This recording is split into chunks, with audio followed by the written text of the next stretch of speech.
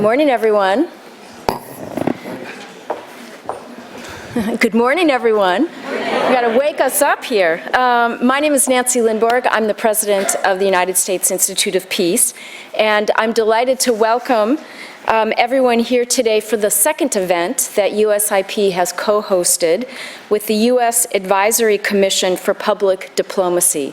And we're delighted to have worked with ACPD for the last 2 years to explore how can we collectively manage and mitigate the physical risk that we are increasingly seeing in the environments in which all of us work, where we have increasing high threat and complex places, or as Director of National Intelligence James Clapper said to the Senate this spring, that unpredictable instability is the new normal.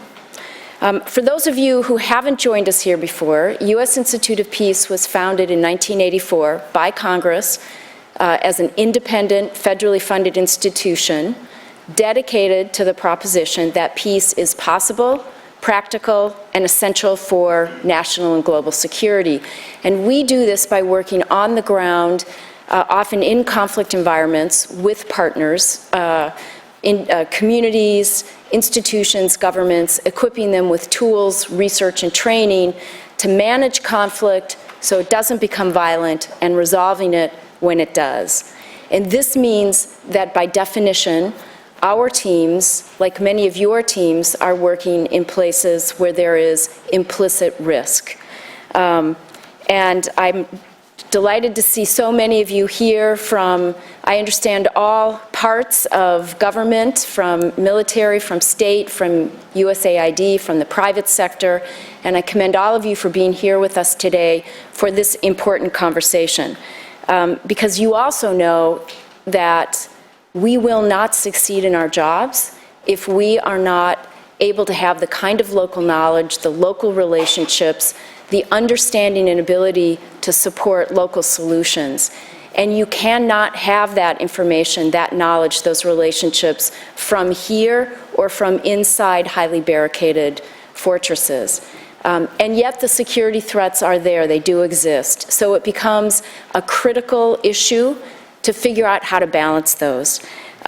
We've seen the mounting concerns, we've seen the travel bans. I know from my time in the government that I often felt that if I hadn't been to a lot of places before I entered government, I would not understand them in the same way. So it's imperative that we get this right and that we enable our very hard-working civilians to do the job that they need to do.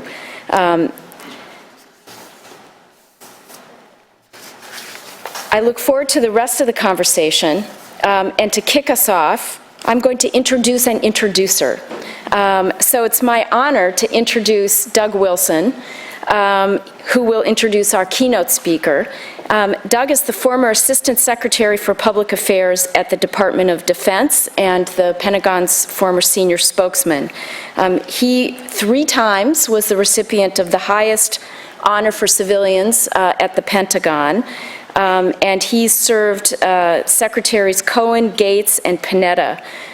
He has since joined the private sector, served as a vice president for a number of companies, and remained very active on a host of national security issues. He's currently the chair of the Board of Advisors for the Truman National Security Project.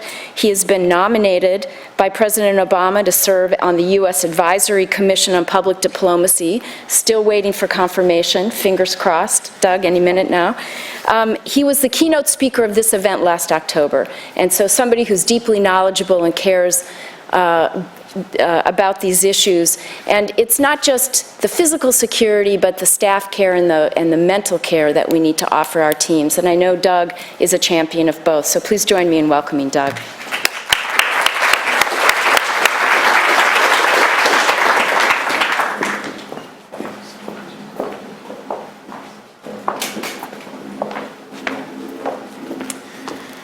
Thank you very much, Nancy. 20 months ago, almost to the day today, a large group of us gathered here at the U.S. Institute of Peace to discuss what constitutes acceptable risk for U.S. diplomats and development workers who face increasing challenges trying to build relationships with foreign publics in dangerous places. That nonpartisan gathering included one of the giants of American diplomacy, Ryan Crocker, the respected former U.S. ambassador to Iraq, James Jeffrey, and the former commander-in-chief of U.S. forces in Europe and NATO commander, Admiral Jim Stavridis. The simple premise of that discussion was this: for those who serve their country in uniform on the battlefield, the acceptance of risk in all its forms is a given. The public understands this. It gives its unqualified admiration, respect, and support to these young men and women in uniform as they carry out their missions. But we have given less focus and less attention to U.S. government civilians and to the ever-broadening spectrum of risks which they now face. They too are serving their country. They are doing so in an ever-increasing number of high-risk environments around the world. So what constitutes acceptable risk for these civilians? U.S. diplomats and development workers face increasing challenges trying to build relationships with foreign publics in what is now almost everywhere a dangerous place. And the ways they've been told to deal with these challenges too often have been counterproductive. An over-reliance on social media and rote reliance on fortress-like compounds constrains and prevents the effective development of the human relationships necessary to achieve mission goals. Both military and civilians who spend their careers engaging in these environments know this.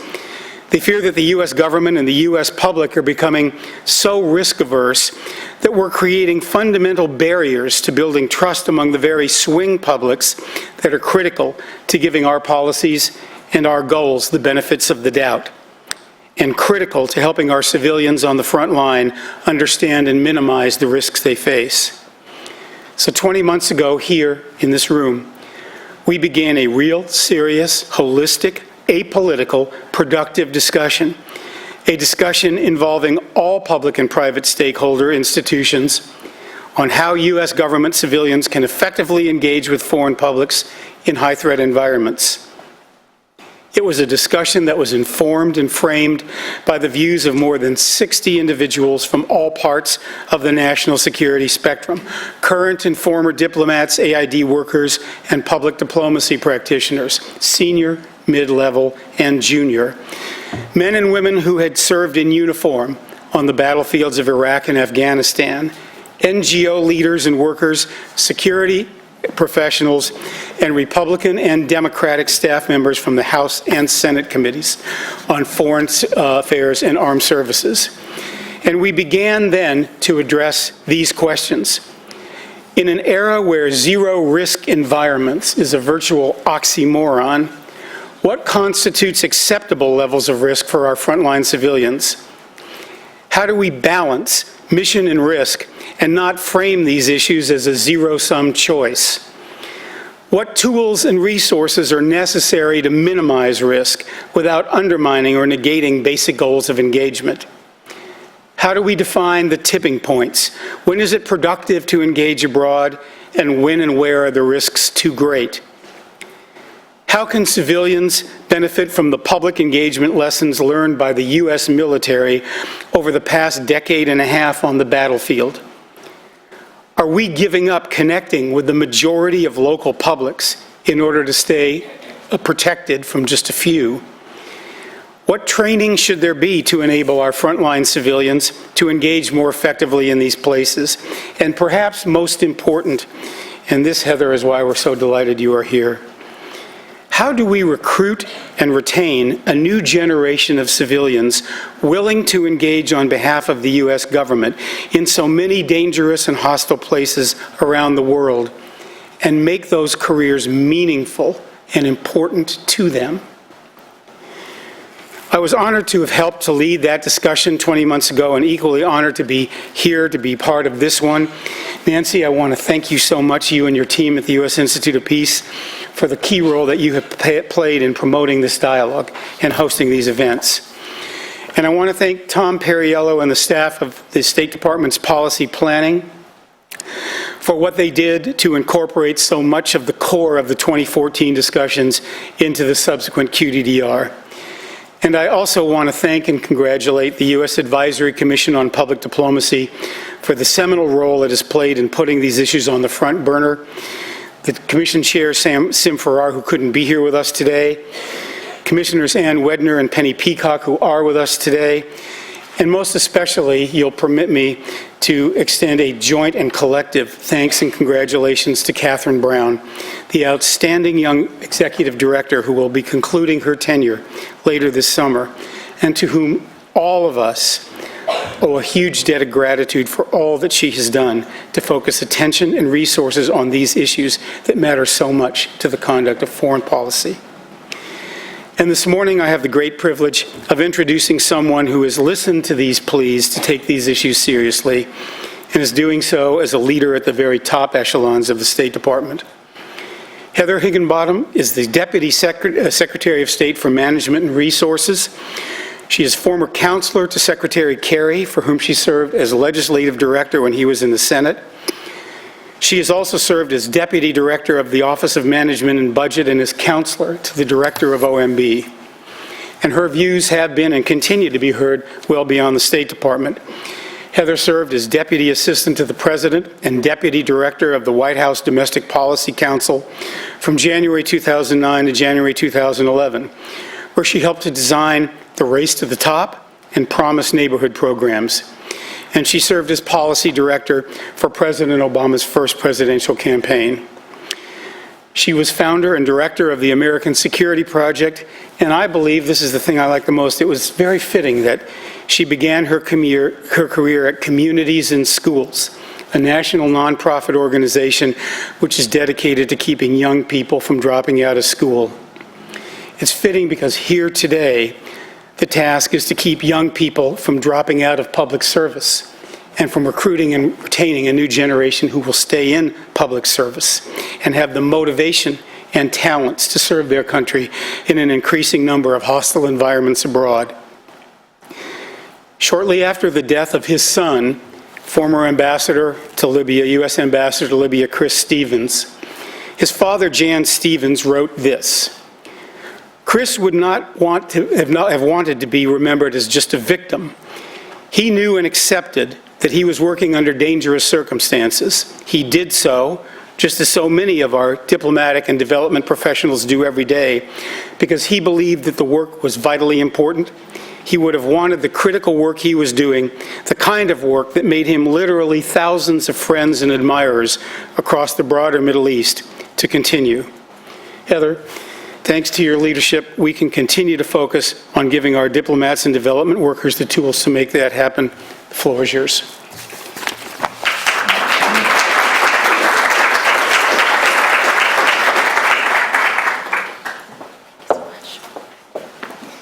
Good morning. Thank you, Doug, so much for that introduction, and to both you and Nancy for just laying down why this conversation is so important and why we're so pleased to be a part of it today. Nancy and I had the pleasure of working together on the Ebola response when she was at USAID, and she was an incredibly steady and competent leader of USAID's really heroic efforts. And so we were sad when we no longer had her around the Situation Room table, but we're so pleased that she came to USIP to lead this great institution and commit to a world without conflict.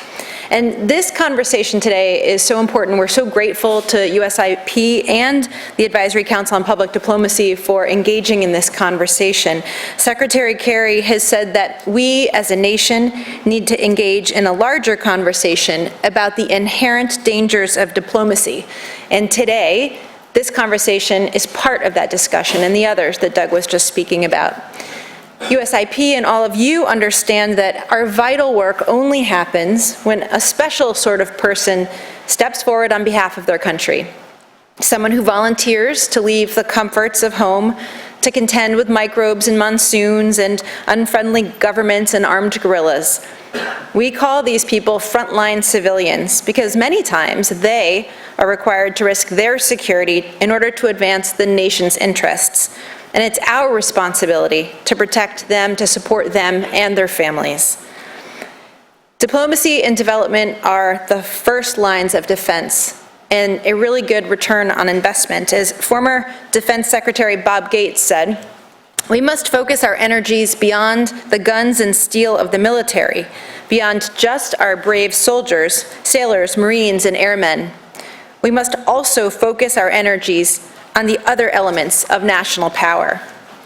So an aid worker who helps one village get clean water may stop the next superbug, the next Ebola from emerging. A diplomat who's able to quickly re-engage quickly on the ground after a temporary evacuation may help preserve a fragile truce. Our efforts to counter violent extremism, propaganda, and recruitment may steer a potential terrorist down a better path. But we can't do any of this if we can't score if we're not on the field.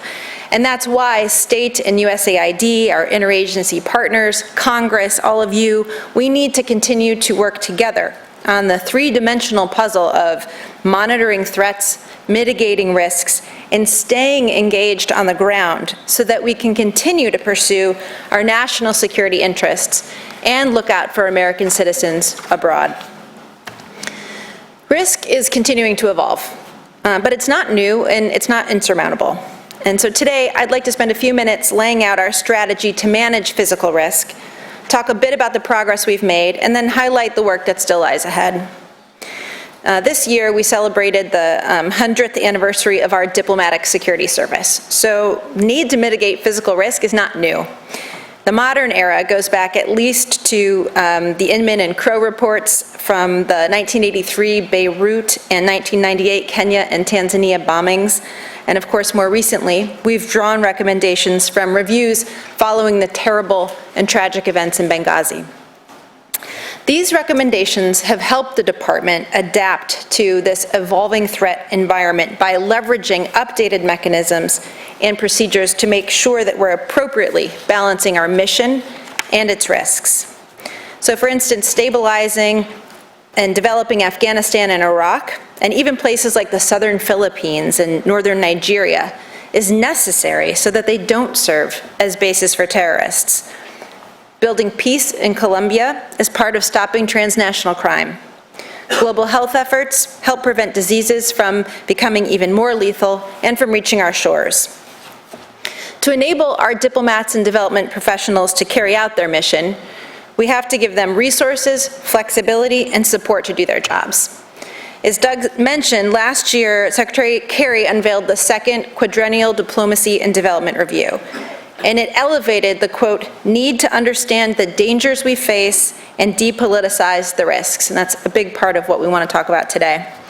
One of the key efforts to emerge from the QDDR is a department-wide agility review that is helping us to identify innovations in policy and operations in high-threat environments and to institutionalize them. So far, the Agility Review has identified 6 priority areas, ranging from how we adapt aid programs in changing security situations, to how we deal with transnational challenges like Daesh and Boko Haram, to how we actually get around in dangerous places. This Agility Review will make concrete recommendations that help spread lessons learned and best practices, not just from post to post and region to region, but department-wide. Based on a new and more holistic approach to weighing risks on the ground against our national security interests, we've created the High Threat Post Review Board and the Vital Presence Validation Process, or VP2. The board convenes senior officials from across the department to determine which of our posts are most at risk so that they can receive greater scrutiny and move to the front of the line for security needs. And through the VP2 process, we are constantly reassessing our presence for our high-threat posts and for any other post where changes in the security environment raises concerns. The VP2 process brings new analytical rigor to identifying evolving threats and to ensure that we spot trends and apply lessons learned. We've also instituted a new risk management policy and are strengthening our security toolkit by growing our Marine Security Guard program. We're expanding an intensive training course for all employees assigned to high-threat posts, which features hands-on training in how to recognize, avoid, and respond to security situations. And we're also building a new consolidated Foreign Affairs Security Training Center in Virginia. We're developing processes to gather and incorporate lessons from the field into the decision-making and training that we provide. So I've just gone through a lot of bureaucratic speak and detailed processes, but I wanted to give you a sense of the nuts and bolts of a department like ours responding to this evolving risk and what it takes and how we think about it. And we think these tools and processes have enabled us to creatively strike a balance in the field. And so here are a couple of examples that get beyond the bureaucratic speak. First, Somalia.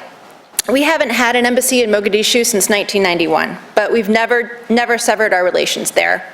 Our engagement from Embassy Nairobi allowed us to maintain relationships with the Somalis and the international community working there. And we've ramped up our presence using a phased approach, from day trips to Mogadishu, to longer stays there, to trips to other cities, and to more routine movements between Nairobi and Mogadishu. This has allowed us to establish the security necessary for a formal diplomatic return, a process that Secretary Kerry launched during his historic visit to Mogadishu last year. Second, Cairo, a very key post in which our VP2 risk analysis made clear that a significant presence is in our national security interest, but that we also needed to be proactive in reducing our footprint where possible. So in response, Post reviewed the necessity of performing each function in Cairo and determined that tasks that were administrative, some tasks that were administrative in nature could be moved. And that enabled us to reduce by 20% the number of U.S. direct hires in Cairo without affecting or disrupting the work. So we've made a lot of progress toward defining acceptable risk and mitigating it in actual on-the-ground situations. And that brings me to the last part of where we're headed and how do we need to continue to evolve in the years to come. So I just want to highlight two really important things. First, we need to continue to do a better job of caring for the people who take the risks, for their families, for our frontline civilians, to ensure we're addressing those needs as the threat environment changes. And second, and Doug spoke about this, and it's at the heart of these conversations, and it's critically important to us carrying out our mission, we have to foster a more nuanced understanding in Washington on the risks inherent in the conduct of diplomacy and development. So I've talked about the steps that we're taking now to appropriately address and mitigate the risk. We know we have more to do before and during and after deployment to ensure that our people have access to both physical and mental health care and peer support. And importantly, that they feel that they're able to avail themselves of those supports without risk to their security clearances or their career prospects. But on the second, we must continue the public dialogue like the one we're having today and has happened over the last 2 years about the need to balance risk and mission if we accept that a world in which we lead with diplomacy and development is ultimately a safer one. Our military and intelligence communities are the first to say that they should not be managing foreign policy alone. But if we're not present, that's what they have to do. And leaders, in turn, must accept that some uncertainty and danger will always be part of being part of the world. Our workforce at the State Department is cleared for worldwide assignment, as we like to say. Our people thrive when they're having a positive impact on the ground. That's why they want to do this work. If we don't stay engaged and don't stay at the cutting edge, we will lose our most effective and talented foreign service officers.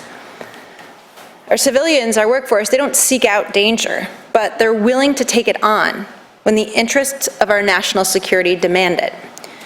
Whether it's working to stabilize countries in the Middle East or Africa, deny terrorists a safe haven, containing pandemics, diffusing conflicts, America is the one indispensable nation, and we depend on our frontline civilians. So it's so important that we get this right. We have to strike the appropriate balance between mission and risk as the risk and threat environment changes and evolves. And to do that, we need your help. So we are so grateful to be a part of this discussion. We are so grateful that you're here and that you're a part of it. And we hope to continue the dialogue. Thank you.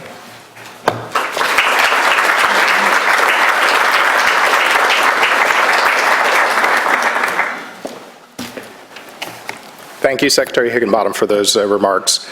My name is Linwood Ham, and I am the director of the Global Policy Team here at the Institute. And it's been my pleasure for the last 2 years to be the USIP representative working with Catherine Brown, her colleague Chris Hensman, and the U.S. Advisory Commission for Public Diplomacy to start this conversation and continue it. I want to invite to the stage now our next speaker, Mr. Thomas Stahl, Acting Assistant Administrator of the Bureau for Democracy, Conflict, and Humanitarian Assistance, DACHA, at USAID. He's eminently qualified to talk about this issue of physical risk because he's lived it since 1988, working with aid. His lived experiences in Sudan, Kenya, other parts of southern and eastern Africa, as well as West Bank and Gaza. Additionally, Tom is an important thought leader in this topic because he is leading DACHA, both in advising how the development workers in DACHA are proceeding in these hostile areas, as well as being a voice within the agency and the larger interagency community on this issue. Just without further ado, I'd like to welcome Tom Stahl to the stage.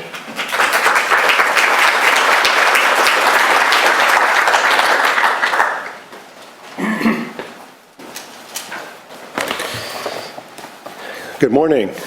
Thanks. Thank you very much for the introduction, Linwood. Thank you, Nancy, for hosting this gathering on this very important topic, as Heather has mentioned, and Doug and others. It's great to be here and to be a part of this. I'd like to share some thoughts on the threats that frontline aid workers, some of whom are here in the audience today, and diplomats are facing around the world, and how USAID is addressing these challenges.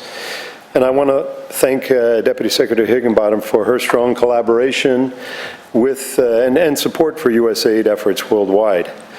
We are especially grateful for the support we receive from the State Department to negotiate safe passage and our security for aid workers delivering assistance in some of the toughest places on earth.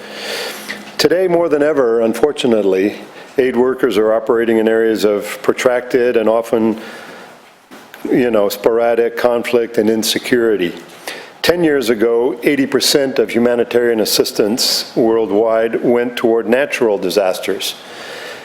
Today, 80% is spent in conflict-related disasters, unfortunately. And as USAID Administrator Gail Smith highlighted at the World Humanitarian Summit a few weeks ago, around the world, humanitarians grapple with the willful denial of access by parties to conflict in the places we're working. We worked hard to raise this issue at the summit, and we had 47 different countries join the U.S.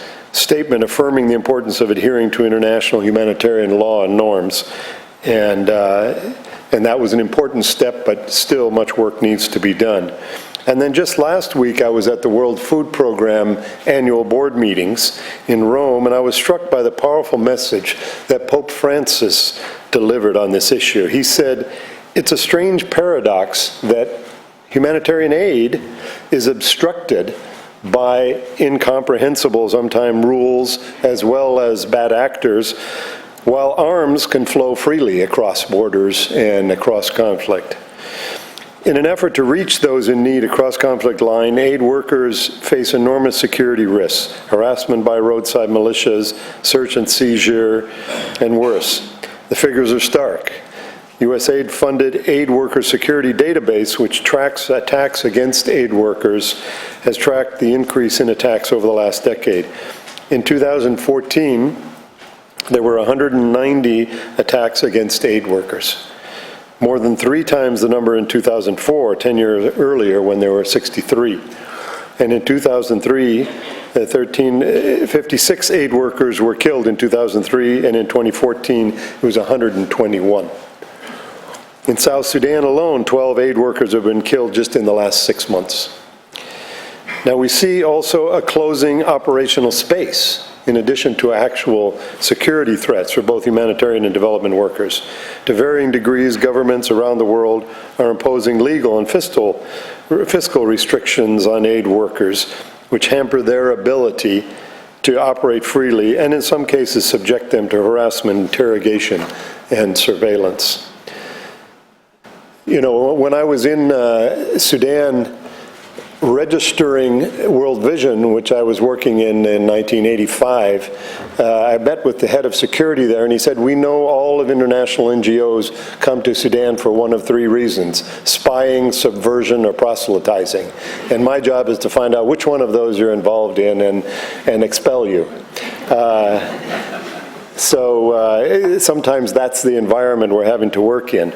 And unfortunately, our local staff, and of course the local staff of our implementing organizations, bear the brunt of these threats. In environments of interethnic tension, they may even be perceived as agents of one side or another to the conflict. And as we saw in the tragic case of our colleague Zulhas Manan in Bangladesh recently, local human rights activists are especially under attack. But despite these sobering trends, we cannot allow ourselves to become bunkerized, as Heather was talking about. We must venture out. We must get to know the local dynamics in order to be effective, which makes it incumbent upon us to understand the risks we face and appropriately mitigate and balance those risks with the mission.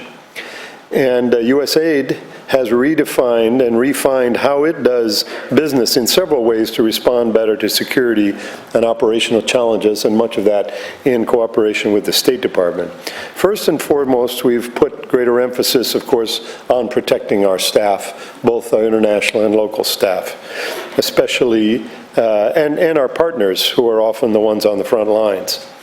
Taking lessons learned from our OFDA and OTI offices, USAID has increased the number and the level of our security training required of staff operating in non-permissive environments and high-threat environments, including providing intensive training even for local staff. And we have increased the number of countries where this specialized training is required up to 30 now. Also, more of our offices incorporate staff care and healing into management, as well as programmatic activities. For example, in South Sudan, following the flare-up in the conflict in December of 2013, USAID trained our local staff in trauma awareness and resilience. Secondly, we use several strategies to address operational challenges, including seeking community acceptance, operating with transparency and clearly communicating red lines. Communication on the ground is critical to overcoming challenges to humanitarian access. For instance, in South Sudan, careful negotiations at the local level have often helped to ensure that partners have the buy-in of local authorities for their activities. And many of our partners also work together to advocate common solutions across a number of our partners working to improve the operational environments, and of course we support them in these efforts.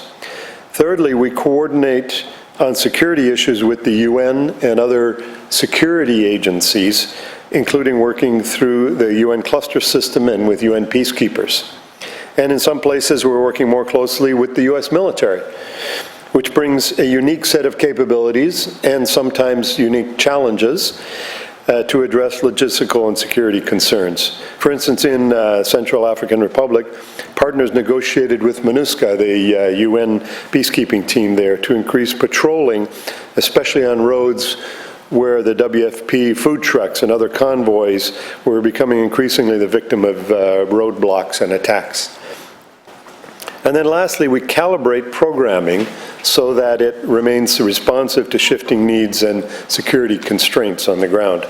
We've adapted our program designs in some cases to make sure that the programs are implemented in fragile environments, that we implement in fragile environments are appropriate and flexible so that we can continue to succeed. We've adapted our monitoring and evaluation systems so that we can properly and effectively oversee the work in environments where it's difficult for us to get out. Often we rely on third-party local monitoring partners to carry out monitoring and evaluation in difficult-to-reach areas. And we also work closely with partners to assess risk, draw up contingency plans, and reorient programming in the face of shifting security and political realities. OTI, one of our offices, is particularly flexible with its programming in transitional environments. And then we make more and I think better use of modern technology, cell phones, texting, Skype, video conferencing in order to communicate with our partners in places that we can't get to. And all of this is important, but it's still not really a substitute for direct face-to-face visits, oversights, dialogue by USAID officials. And so there is some things that we just can't do that we think we should be doing more. Some work we cannot do without direct, regular, frequent interaction.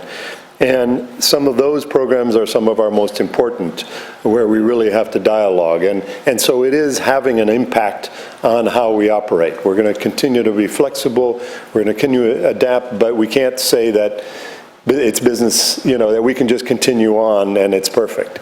So we have to continue to look at that. And we're struggling with the impact on our staff, both the impact of working in a difficult environment, but also increasingly it's the impact of having to go to places where you can't bring your families. And people want to bring their families. I spent 30 years of my working career overseas, and the only post that I didn't bring my family was Iraq. Okay? But even some of those posts where I did bring my family in the past, no longer can you do that, in Sudan, for instance.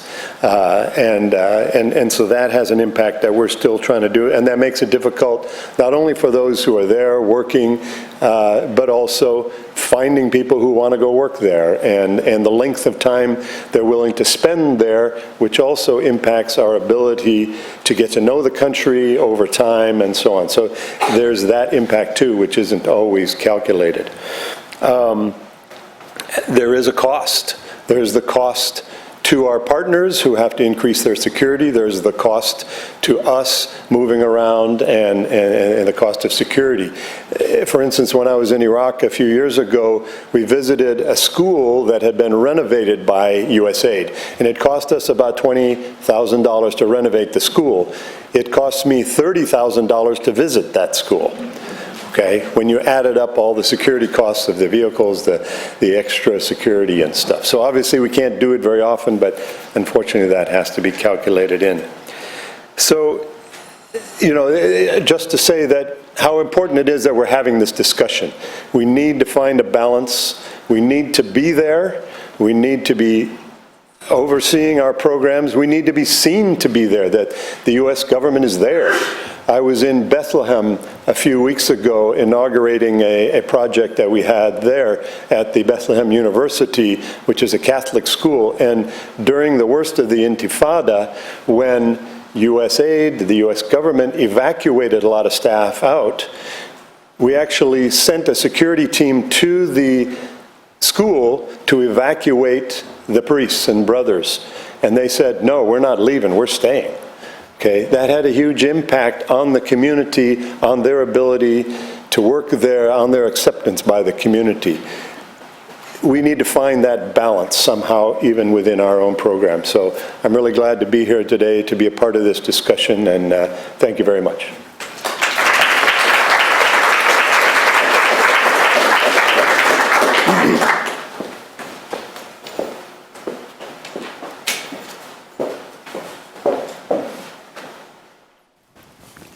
Thank you both for your remarks.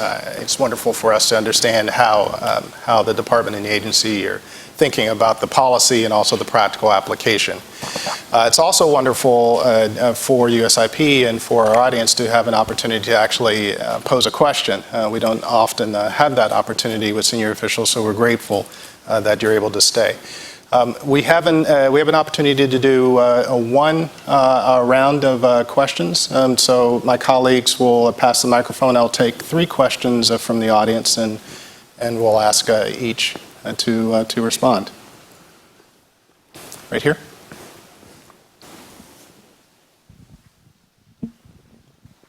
Hello, Deborah Sadie with World Food Program USA, and I'd like to thank USIP and the speakers very much because, as was mentioned, in addition to the U.S. government, UN organizations, NGO partners are facing many of these same challenges, and I know that we do collaborate on security issues in the field.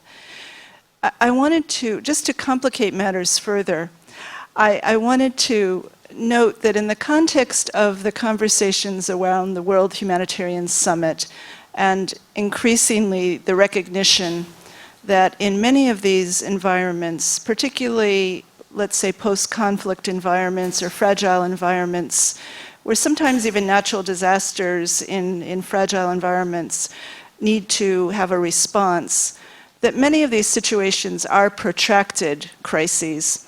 And there's a call for more and more development-oriented colleagues to engage earlier and to be on the ground longer, rather than having humanitarians necessarily providing short-term assistance for extended periods.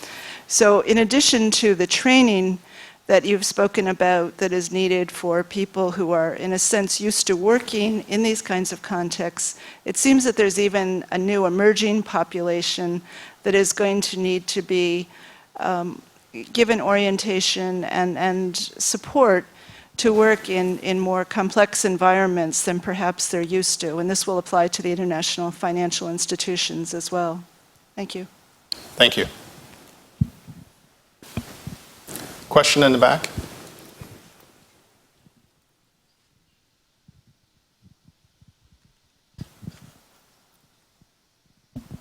My name is Joyce Jones.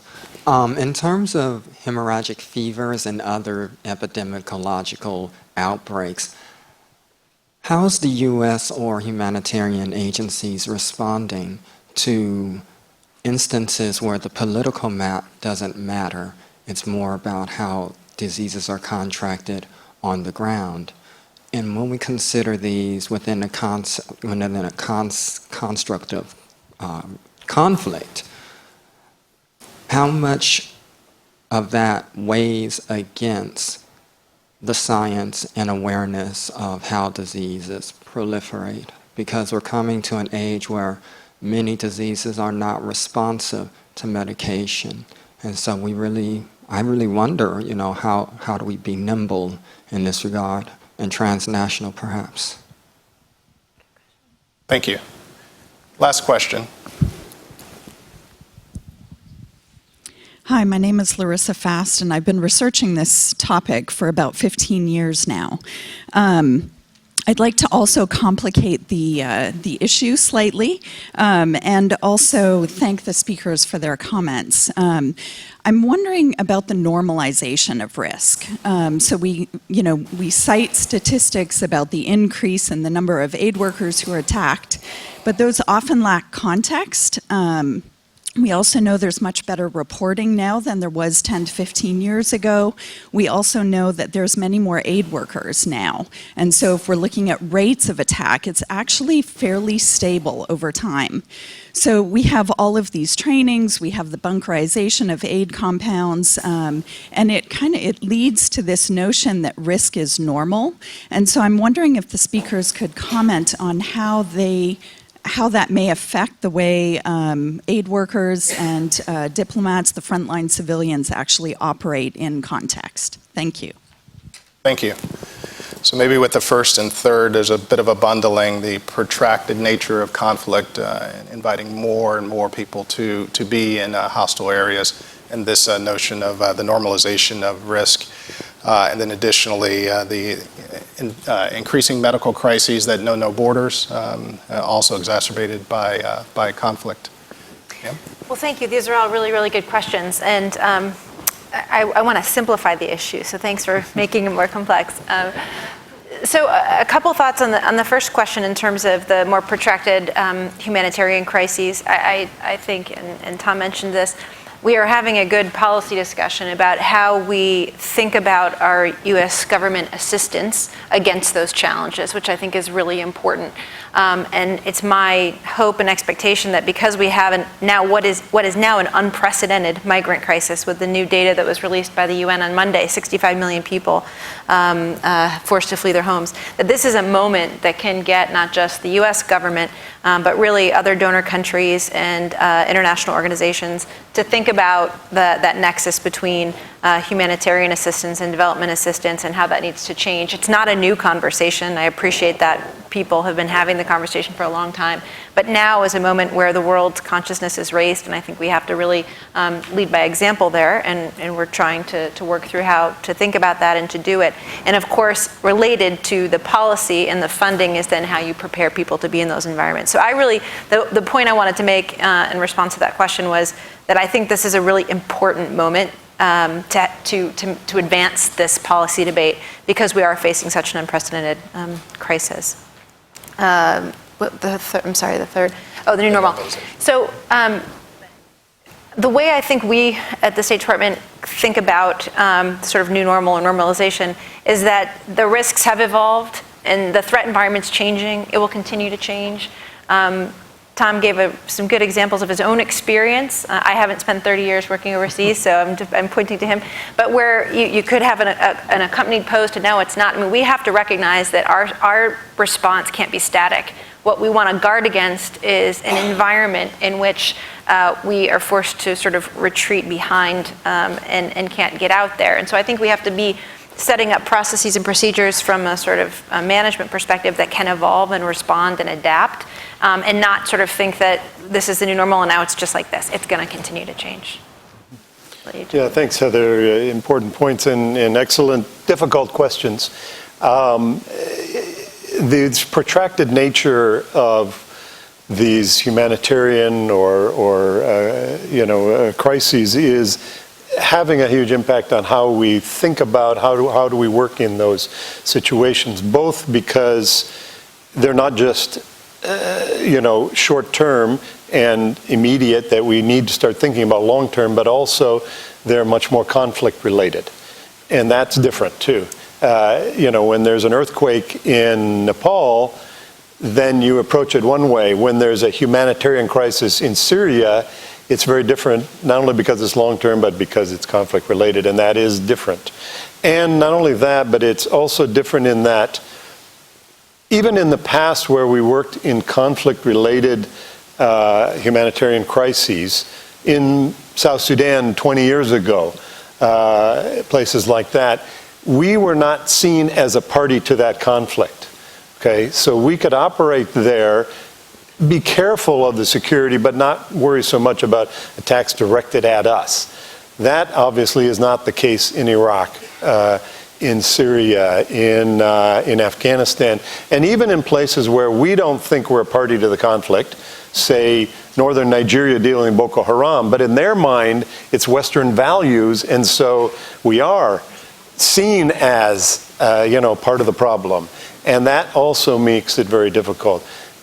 The response is that we need to work more, obviously, with local partners who understand the situation, who live there and need to build their capacity, and that's part of a development-centered approach, and also a way that working with people who understand and can mitigate maybe the security threat perhaps better than we can. But it's not easy. Certainly in Syria, where we are looking at longer-term approaches to the assistance, and we're doing some excellent things, like working, instead of just providing bread or food aid, we're providing flour through bakeries so that then they can distribute the bread. It helps the local economy, supporting the White Helmets group that are doing, the real first responders. Unfortunately, they are often targeted. Just this past week, they were targeted. So, it's a difficult thing that we're doing. And somebody mentioned the epidemic diseases, the transnational aspect. That also means that we've got to provide specialized training for our staff, not only in sort of traditional security things, but also in disease security aspects that we have to incorporate into our training. And that's a big part of what we're trying to do as part of our joint collaborative work is to improve our training of our staff to work in these environments.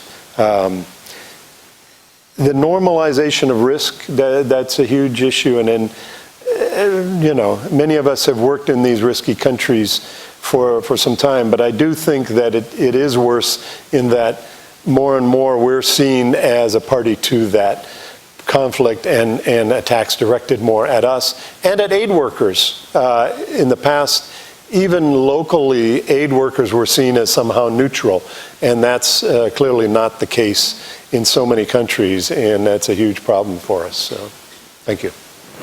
Ladies and gentlemen, please help me in thanking our guests today.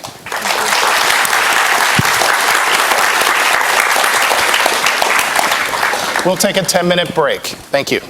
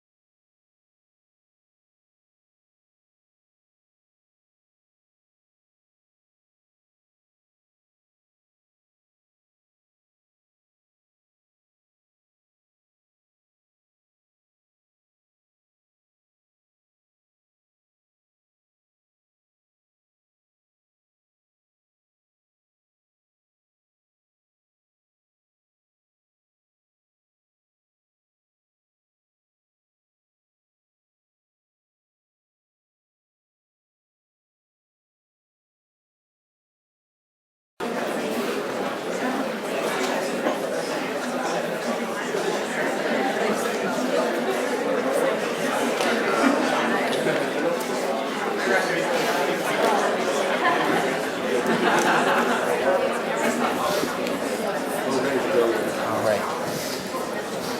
everyone. Good morning. Thanks for joining us for this panel. We're going to get started. Pleasure to have you here. Pleasure to be here. I'm Michael Crowley, and I am the Senior Foreign Affairs writer at Politico. And it's an honor to be leading such a distinguished panel here on Frontline Diplomats and Development Workers.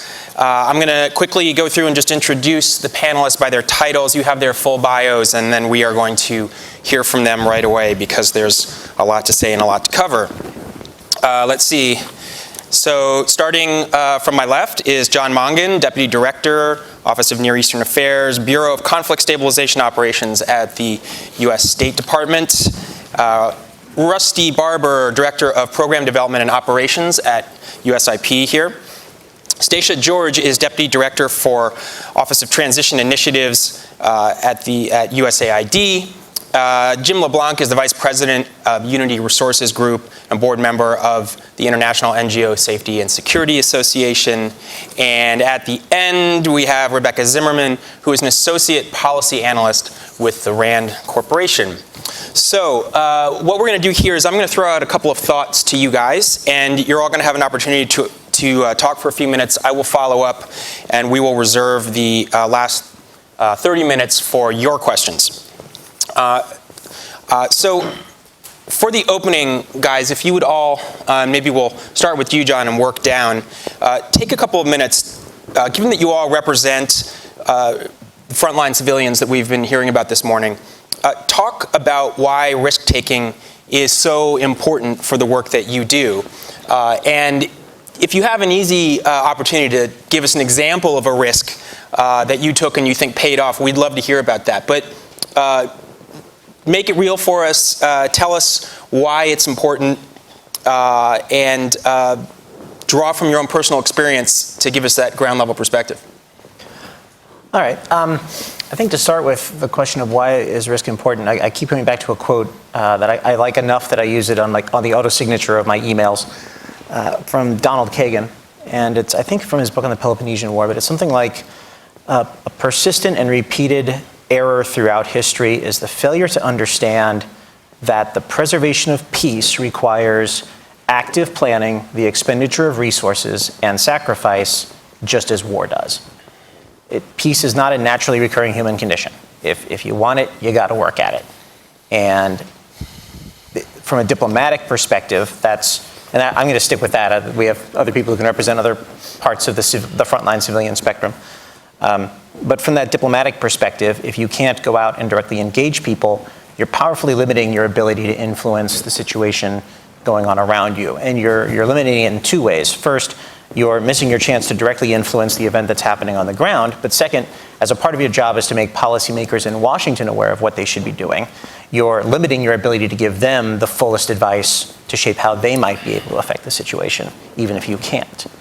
So from a diplomatic perspective, I think that's why confronting those kinds of risks out there is important. I'm going to swerve for a little bit to just make a quick point that I think one of the problems we deal with, though, at State is these kinds of conflict situations, we spend a lot of time on them. At the end of the day, maintaining the world order generally doesn't link in too much to some of the issues of frontline diplomats. 80% of our posts around the world are fairly normal and stable places, and long may they remain such. The problem I think we run into in a lot of conflict environments is we try to apply the paradigms and approaches we would use in Oslo or Tokyo to a Juba or a Kabul or a northern Syria. And that's where we start running into some issues where you might still be using the tools of diplomacy. I think you have to think through how you use them differently. And in particular, I think one of the things we have to go after in this security conversation is this notion of the diplomat as a dignitary. Despite the fact that I'm sitting on this august panel, which obviously makes me a very important person, the reality of the matter is you might want to call an ambassador a dignitary. They do represent the president. But as long as we use that kind of dignitary vision of protection, we are putting ourselves in a box that is not, I think, really right. And I think we're also transferring a lot of moral hazard off to other people, development workers, military personnel, as if they're somehow not dignitaries and more expendable than we are. I don't think that's the way we intend to do it. That just ends up being a de facto result. And I think it's something we have to get past if we're really going to change how we influence a hostile environment. With that, I'll defer to my colleagues. Okay, great. Steve? Well, as to the question of how risk-taking is important to our organization, that's a very easy question for me to answer.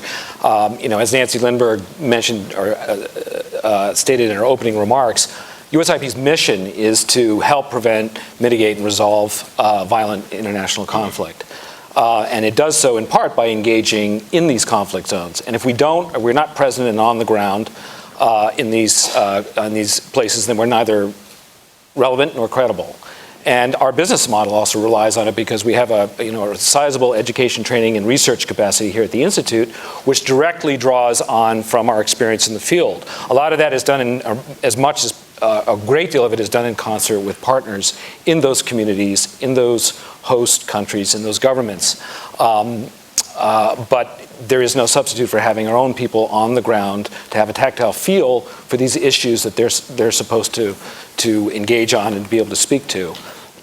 So that's answers the first setup question. In terms of an example of where the Institute engaged directly in risk that had a positive outcome, we have numerous examples across the spectrum over the years. Personally, for me, I think the best example was in 2007, 2008, where the Institute was asked to directly assist community leaders and tribal leaders in a peace process in Mahmadiyya, which is at the time, it's a region just south of Baghdad, about 500,000 people, one of the most violent places in Iraq. And that was saying something because that was at the height of the war. But that was a cauldron of violence where just everything from insurgents, terrorists, Al-Qaeda was operating out of that region, heavily embedded and conducting attacks in Baghdad.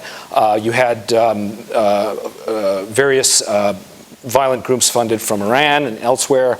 And then you had a lot of intertribal, intersectarian violence as well, conflict.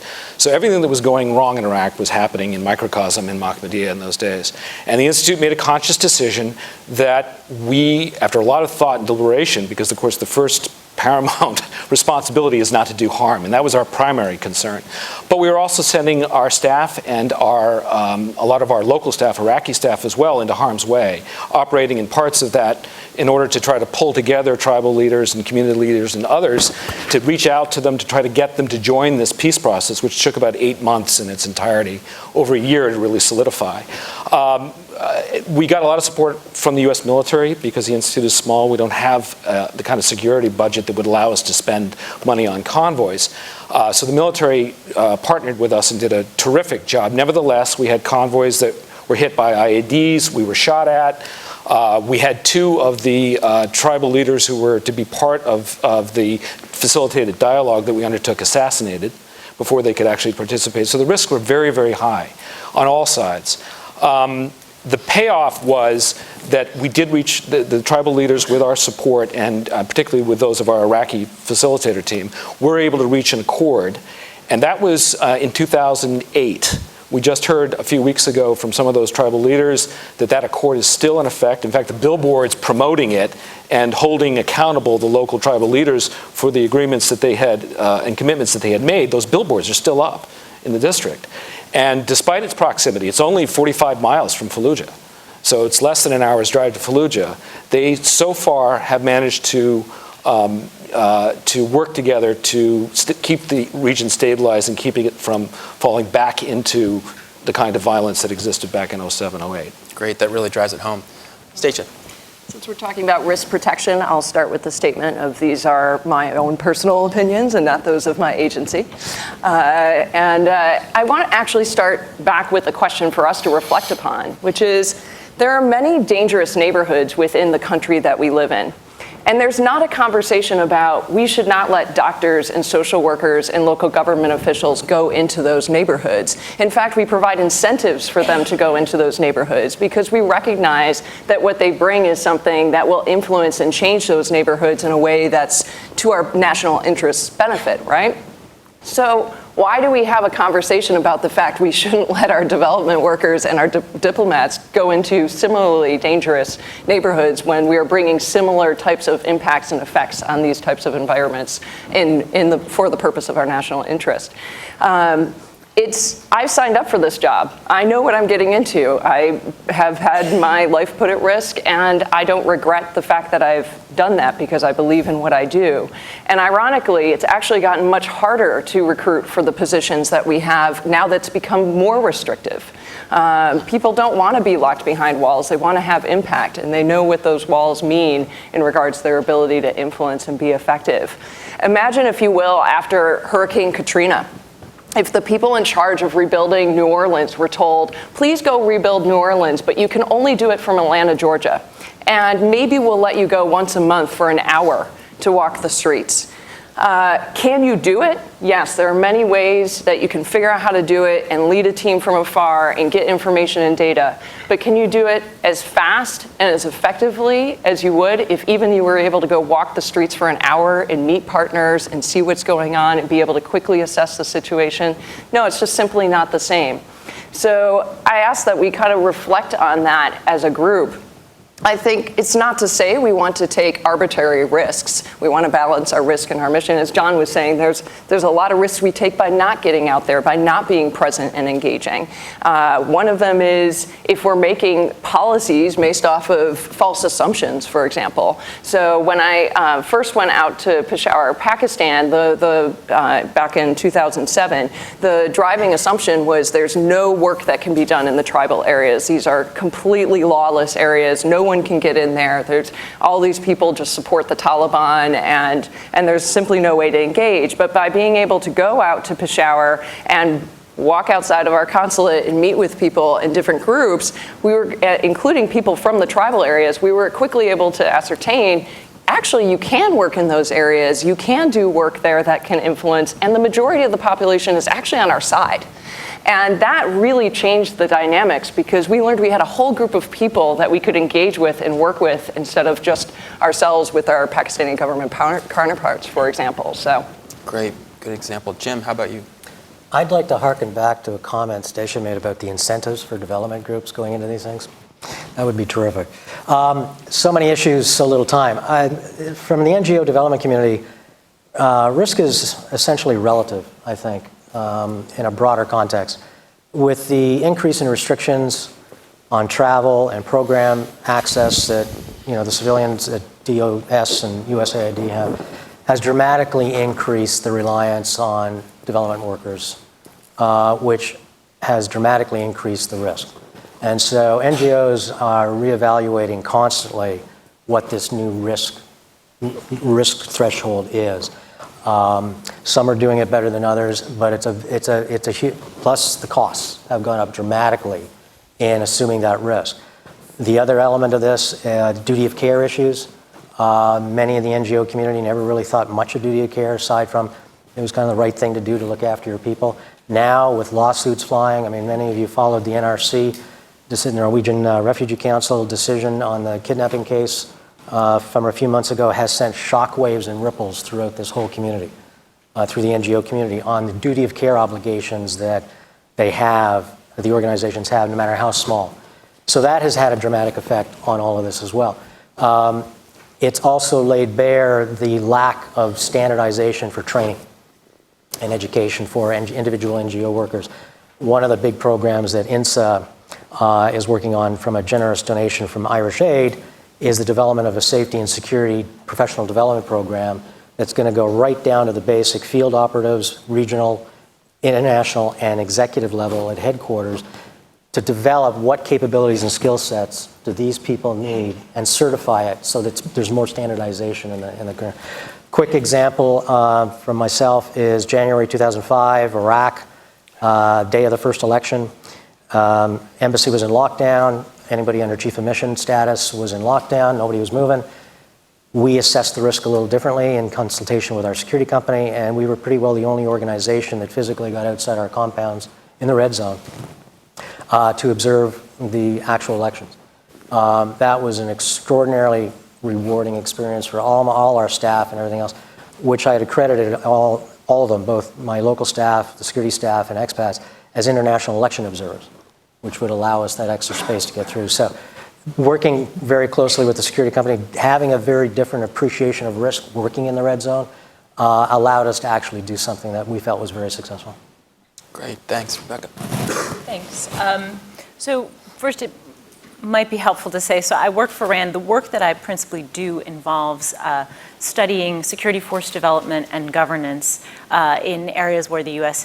is actively engaged. So that's been Mali, Indonesia, the Philippines, but principally in Afghanistan. So as a researcher, I think my experiences function as something of a natural experiment because I've been deployed to Afghanistan under every security configuration you could possibly imagine, from not being allowed to leave a base at all to living in a house in town and being able to move around in a local car wherever I wanted to. And I can tell you that the difference in what I'm able to learn and what I'm able to contribute is stark.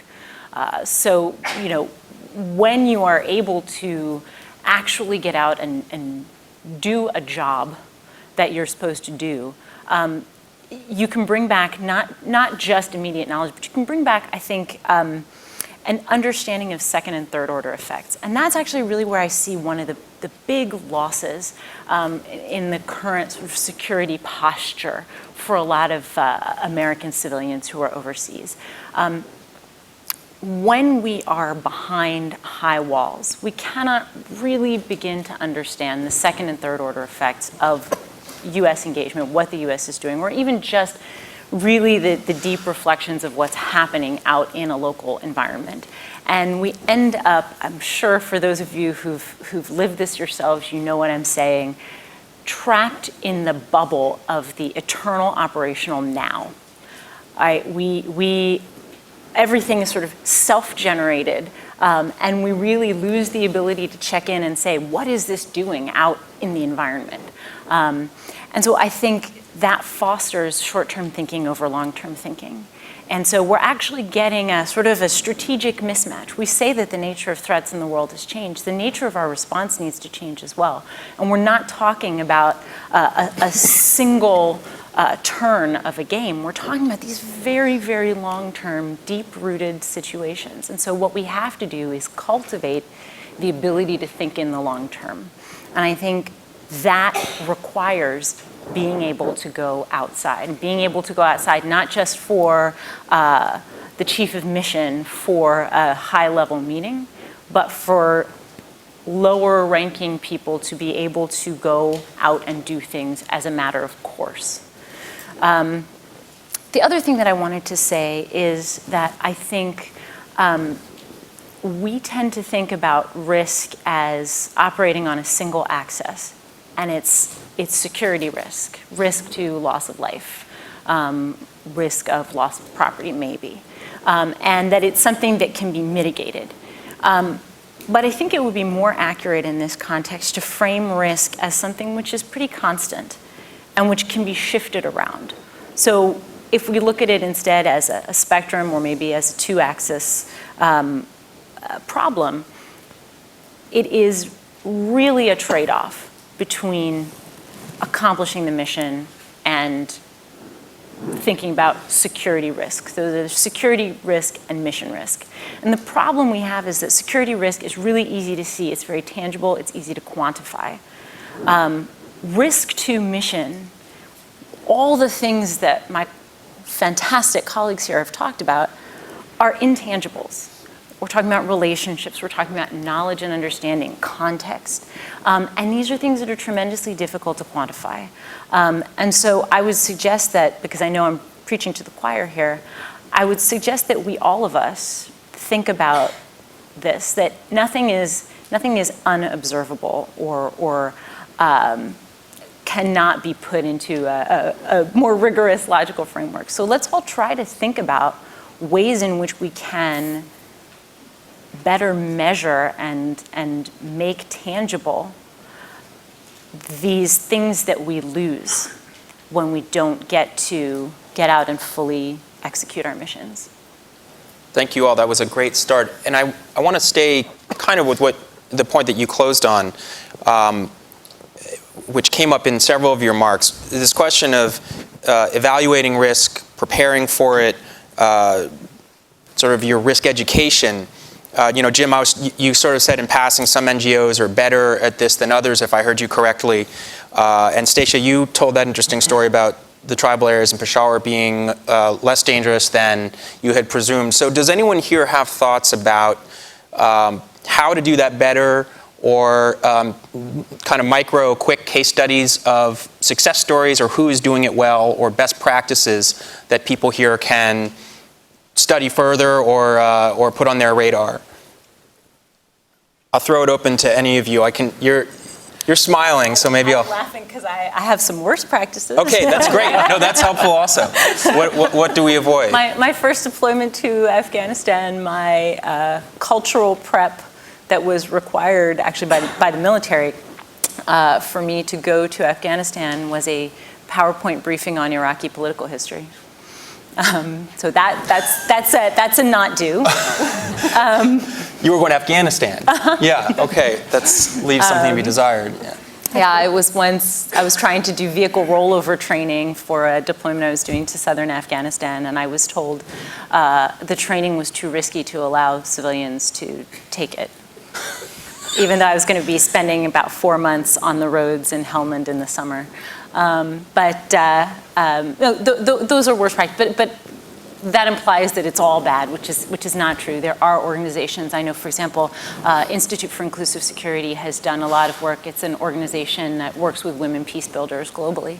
And I know that they've done a tremendous amount of work on how they send their staff out to work with women, and even looking at resilience and mental health for the women that they're working with, the local staff and the local volunteers.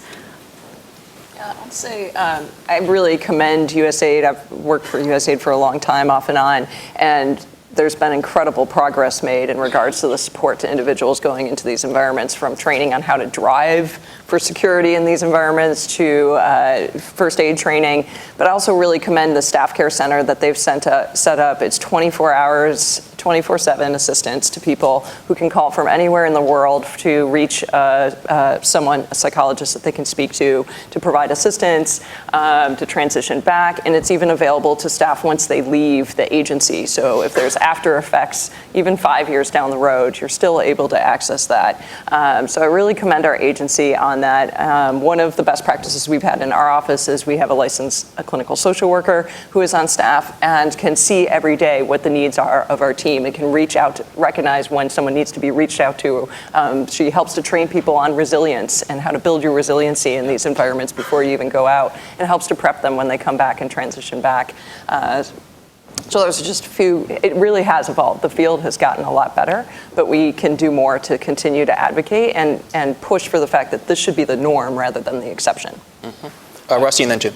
I can build on that. When I was first deployed to Iraq back in 2007, the pre-deployment training consisted of running around in overalls in the farm fields of Virginia with flash pots going off and bangs, and nothing about situational awareness, nothing at that time about how to handle the stress of being in a high-threat environment. It was taught by British ex-military in that case, and that was the way it was done,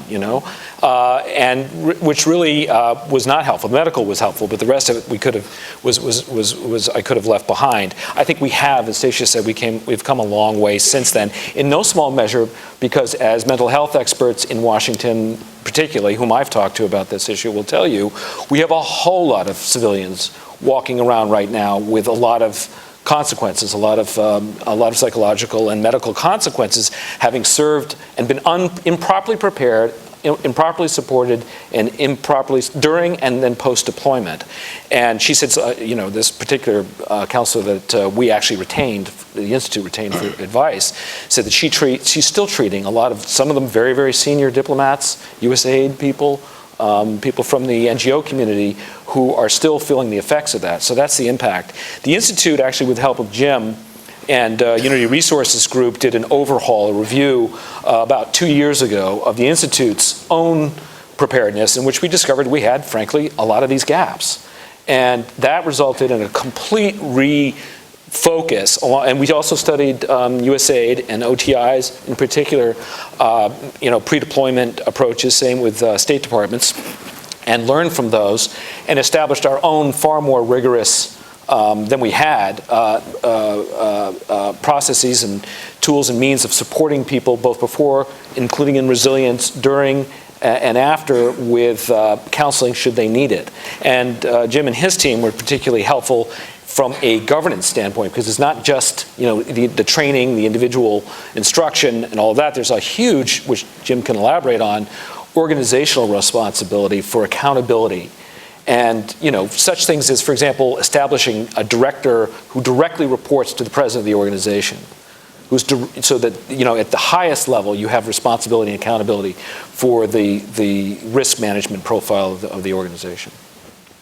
Jim wanted to say something, and then John, you're free to chime in. I need to hammer down on a passing comment I mentioned about duty of care for the NGOs, because what will keep me up at night, and often does, the NGO community is behind the eight ball on this, behind the wave in a lot of ways. A lot of them are getting better, but there are still too many that continue not to focus on their duty of care obligations in a much riskier environment.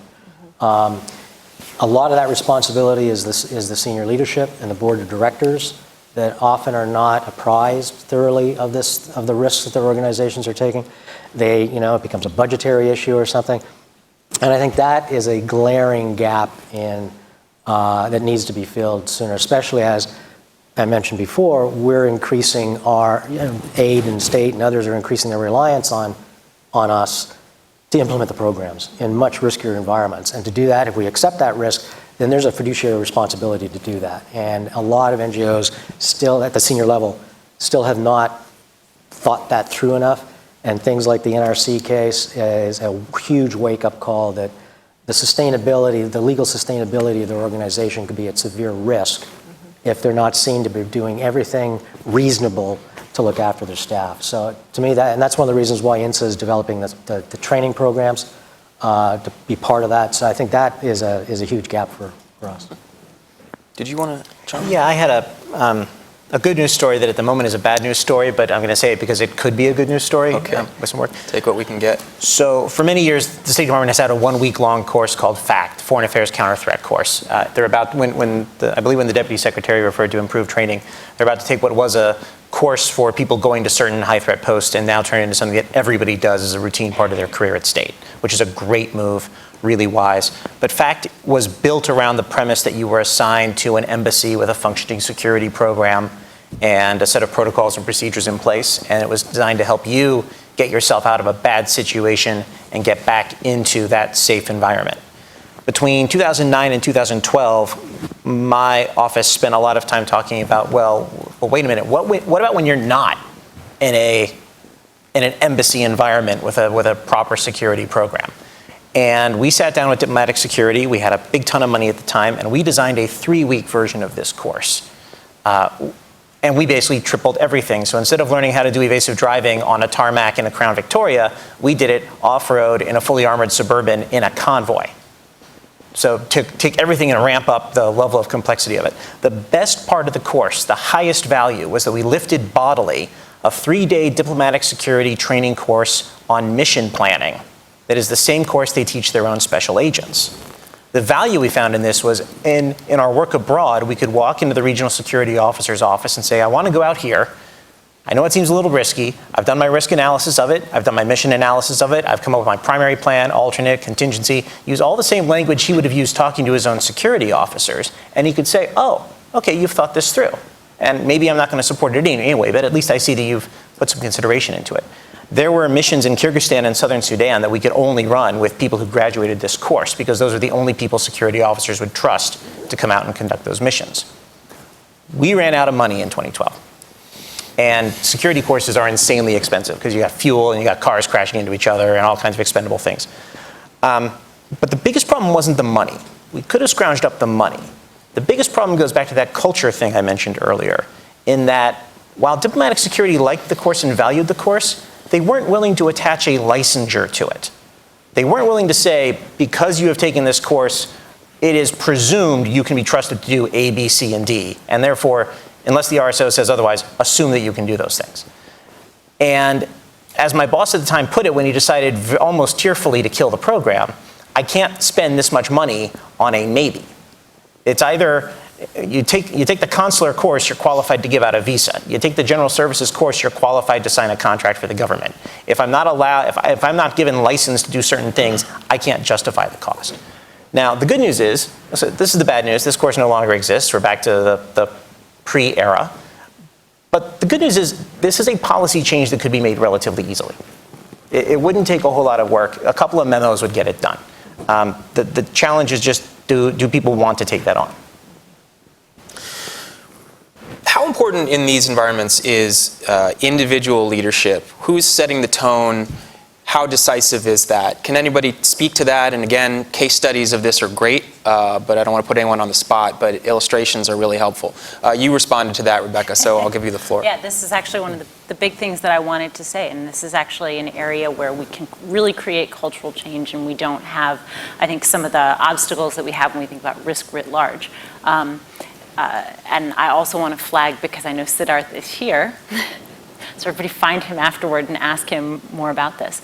USAID did a study on stress and resilience for USAID employees who go to some of these high threat areas.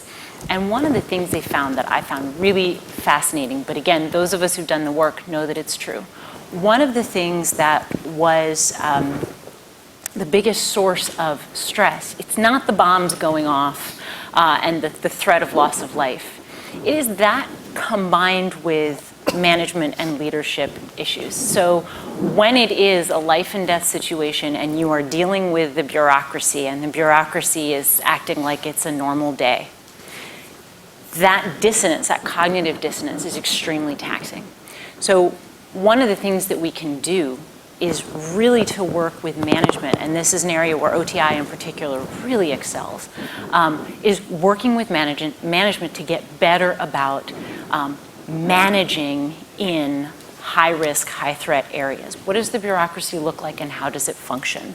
What kind of behavior are leaders modeling? So if we're talking about a dysfunctional environment of very high risk and very high stress, the people who are most likely to be in management positions are the people who have lived in those environments for over a decade.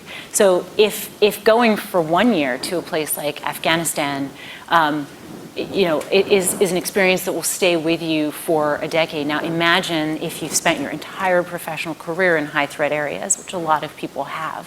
How does that affect the management culture?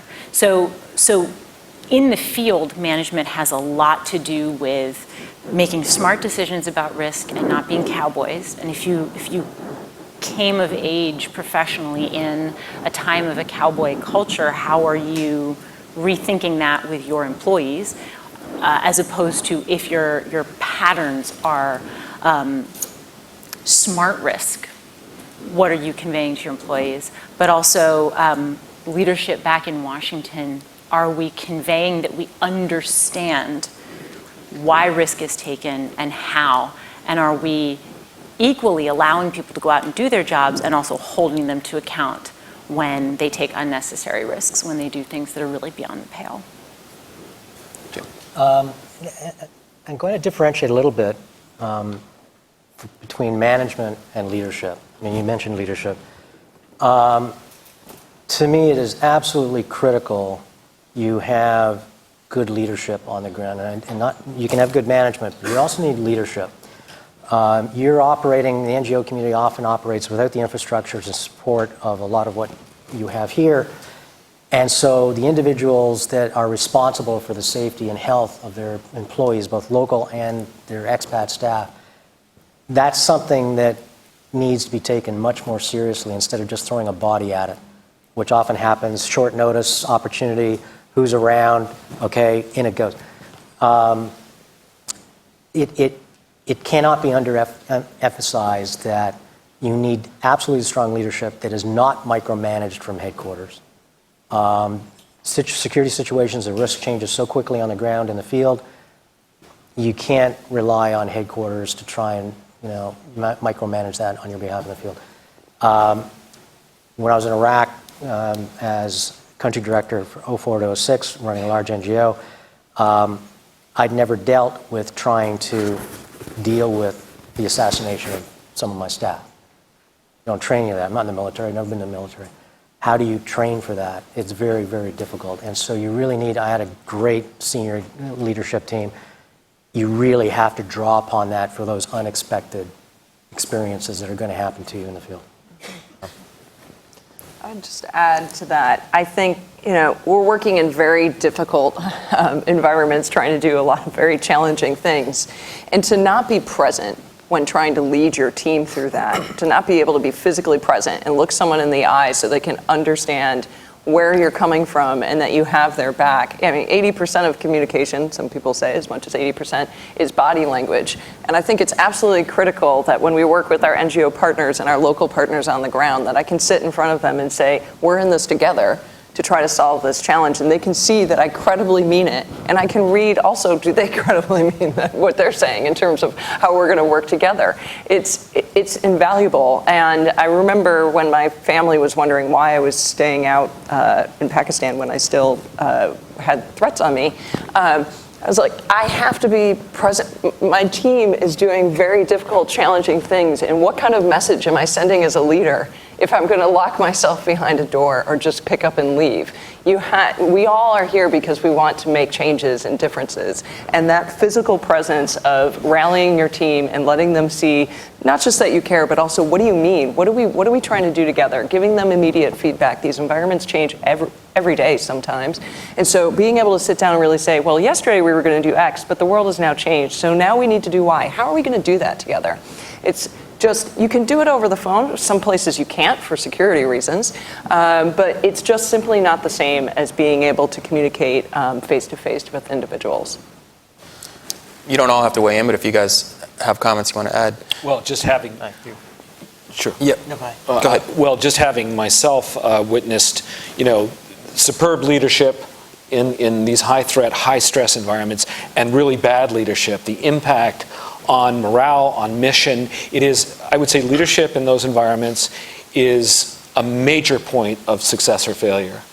And it is incumbent, especially, and this is where the disconnect that invariably happens, if the headquarters leadership are not closely engaged with that and monitoring and supporting that leader to make sure that, first of all, they are functioning in that environment well, but they're also leading well, then the trickle-down impacts are the consequences of that can be profound.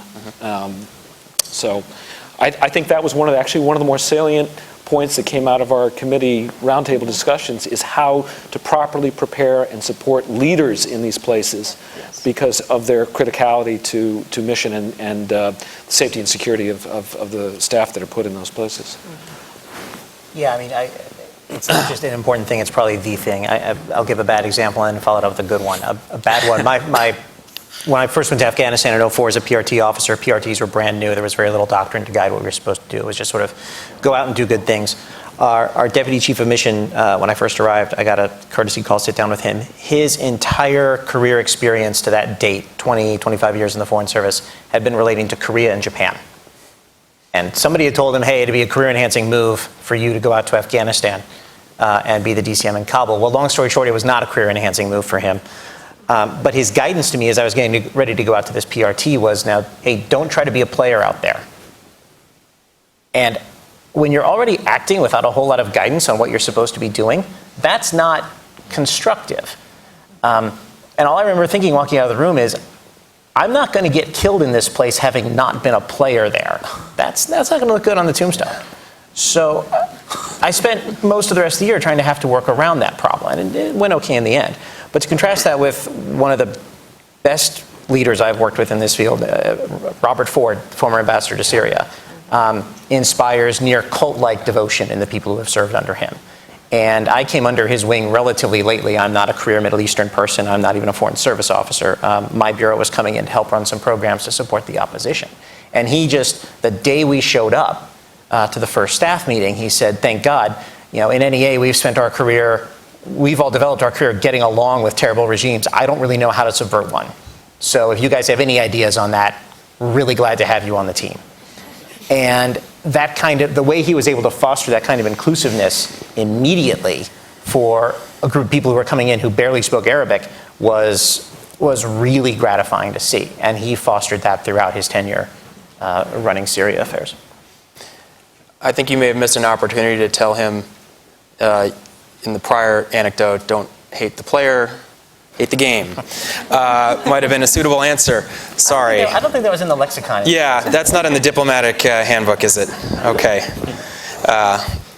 Okay, so let's just hit on one more topic quickly, and then you guys can ask questions before we're done. And this is an opportunity for you to, in a sense, speak to Congress. Congress may soon pass the new State Department authorization bill. This would be the first one in the lifetime of some U.S. teenagers. It was 2002, I think, since the last one. The current version passed in May by the House Foreign Affairs Committee authorizes, quote, critical embassy security enhancements to protect U.S. personnel overseas. What would you like to see added in future authorizations for state and USAID? And, use the opportunity to speak more generally about what you would like Congress to understand about your work, and if there are misconceptions that you think are important to specifically bat down, this would be that would be an interesting angle on it. So who wants to jump in on that? Stacia, you're nodding your head, so I'm choosing you as a volunteer, but Sure. you can punt. I think I commend them for trying to do an authorization, which is exciting. We're still, the USAID one is even older, so hopefully they'll take that on next. But I would say I'd commend them for the fact that they really have been advocating hard for support to security and trying to provide the resources that are required for that. It's not cheap to be able to provide security in these environments, and it's also, and it's not just on the diplomatic side, it's also on our programmatic side and for our implementing partners being able to provide those types of resources. So I commend them on that. And then, but the other thing I would say is, security is not just about physical security, as Becky was saying. There are other risks that are at play when we can't get outside of the walls. And those of us who are in this career, we came into it because we wanted to make change. I came into this career because I wanted to go after terrorists and gangs and conflicts and wars, and which are similar things I know our Congress is concerned about, right? I just came at it from a different angle where I saw that there are some things you need to do upstream to try to turn off why people end up choosing those avenues. So I would say really being able to keep in mind the physical security and the support for that, but also keeping in mind help to support us to be able to get out and be most effective, because these are high threat environments, but they're also high stakes environments. And by not being out and putting all of our tools as a U.S. government into those high stakes environments, we're doing ourselves a disservice. John? Two things. First, yeah, resources are nice. Normally we don't say this. I'm definitely not speaking for my department when I say this, but please constrain how we use those resources. Do not let us spend them on more concrete rebar and armed guards. I don't think that's our problem. Make us spend it on how we recruit and train people who are actually well suited to work in conflict environments. I think the bigger thing I'd go after, though, is I trust if you're in this room, if you're interested enough in this subject to be in this room, you've probably heard of the Accountability Review Board, the thing that by statute is created whenever an American under Chief of Mission Authority is killed abroad. There's nothing inherently wrong with a law that says, hey, whenever an American gets killed abroad, it's a bad thing. Convene some panel to think about how that happened and how we prevent it from happening the next time. When you call it an accountability review board, what you're saying is the only way somebody gets killed is if somebody screwed up. And the purpose of this, you might as well call it a witch hunt. Let's figure out who's accountable for what happened. It creates no incentive for anyone to want to take a little risk, because the downside of a casualty, and we're not victims, we're casualties, and that's different, are just too great. So turn it into something more like a standing advisory commission like the public diplomacy one. Have it, conduct an investigation when somebody gets killed, but make it a lessons learned investigation. And put a little time into also looking at those high threat posts where nobody got killed this year, and let's do an investigation of how did nobody get killed? My God, that place is crazy dangerous, and yet somehow we got through the year without any fatality. How did that happen? Because I think we might learn as much from those successes as we do from failures, but as long as we stigmatize taking casualties, we're not going to take risks. Any more quick thoughts, and then we'll go to questions, but go ahead. I have a couple. So first, I think the state of our knowledge about this is still not where it needs to be. So me with my researcher hat on, I'm always bound to say, fund more research. But in seriousness, I think a lot of what the State Authorization Act says right now, it has to do with either physical security, policies around security, or training for security. But I think there's an important workforce reform effort that needs to happen, and it needs to happen for a variety of reasons, not just related to deploying civilians overseas, but to think through the authorities that are used to bring people in and to send them overseas. There's something like, over 40 authorities, or that maybe that's just for USAID, but there's something like 40 different ways that you can hire someone on and send them out. And they all have different rules. They all have different force postures. So part of it is workforce reform for hiring, and then part of it is creating good on-ramps and off-ramps for this kind of work. I think we'll get the best people and enable them to do the best work if we have ways to really think about bringing them in and prepping them for that job, and also ways to shift them into other paths inside these agencies or with other agencies if they no longer want to do work on the front lines. Let me ask you guys if you have thoughts on this to weave them into the Q&A, which I'll start now, unless you're really champing at the bit. You're champing at the bit. Go for it. Only that we are too often, the NGO development community is too often regarded as the forgotten children in this debate. And we need to rely on our state and Pentagon and USAID supporters to help raise our issues. So I'll just leave it at that one. Great. Okay. Questions? Your hand went up in the blue jacket there. John Rothenberg. I'm an Afghanistan specialist. I'm going to have to give 2 examples before I can ask the question. Sorry. So I conducted the first nationwide urban labor market survey in the history of Afghanistan as a direct advisor to the Ministry of Labor. Independent. No security out when I was outside of the building. Totally my own recognizance. I as a employee of a USAID contractor, I evaluated a different program for the same ministry and had one of the best security details I've ever had in Afghanistan, and most flexible, but I was bunkered for the whole time that I was doing it, and I believe strongly that it took about, well, it took twice as long as it should have, but about, I'd say, one half of that extra time was because of being bunkered and being under security. So I want to know does the amount of security that being bunkered supplies to people, is it that much more valuable that it makes things cost 25% more? Go ahead. I would agree with you. No, I don't think it is. I think our tendency, again, we fall in, from a diplomatic perspective, we fall into this diplomatic trap of we get into a city or a country and we want to find our embassy. So we're going to find our building, and we're going to set up our building to be what we want. And I think in a lot of conflict environments, particularly in the early stages, we're putting all that time into getting ourselves set up, and that's time we're not spending helping our colleagues get set up. I love the idea of embedding people in government organizations or civil society organizations on a more sort of more like a military advisory model. These people are concerned about their own security. I'm willing to try to fit into their bubble, and if I can bring along, if I've got 3 or 4 people I'm embedding in a ministry, and I can bring a security professional along to help that ministry improve its security while they're at it, then I think everybody's winning. I don't think we look at that model enough because we tend to fall back to our let's get our embassy set up and then we can start talking to people approach. Doug, VIP question. Make it a good one, Doug.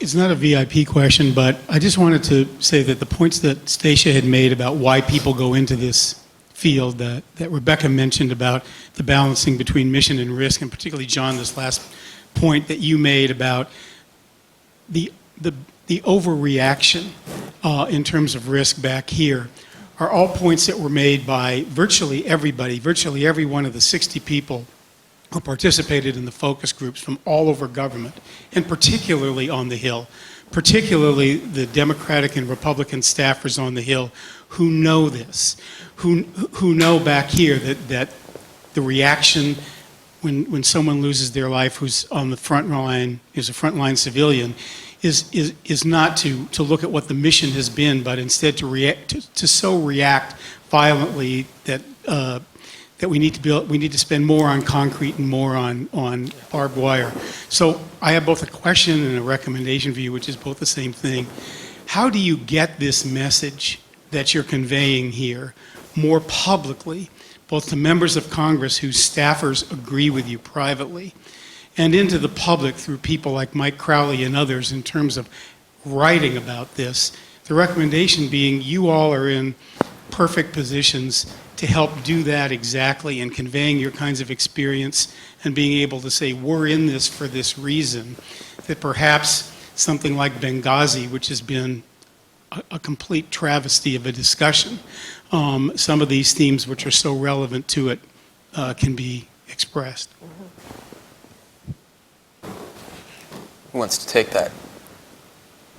I'll do a quick one. I mean, as a serving government employee, I'm kind of limited in what I can say regarding the political issues on this. I will say I do think the fallout from Benghazi is uniquely different from other cases of diplomats killed over the past decades. You either had diplomats killed in Iraq or Afghanistan, where they were frequently killed alongside military personnel, and they were just one more casualty. Maybe if you think of like Ann Smedinghoff in Zabul province, a little bit higher profile, but not causing great disturbance. We had people killed in terrorist attacks in, right off the top of my head, Jordan, Pakistan, and Sudan, all made the news. None were dramatically more featured than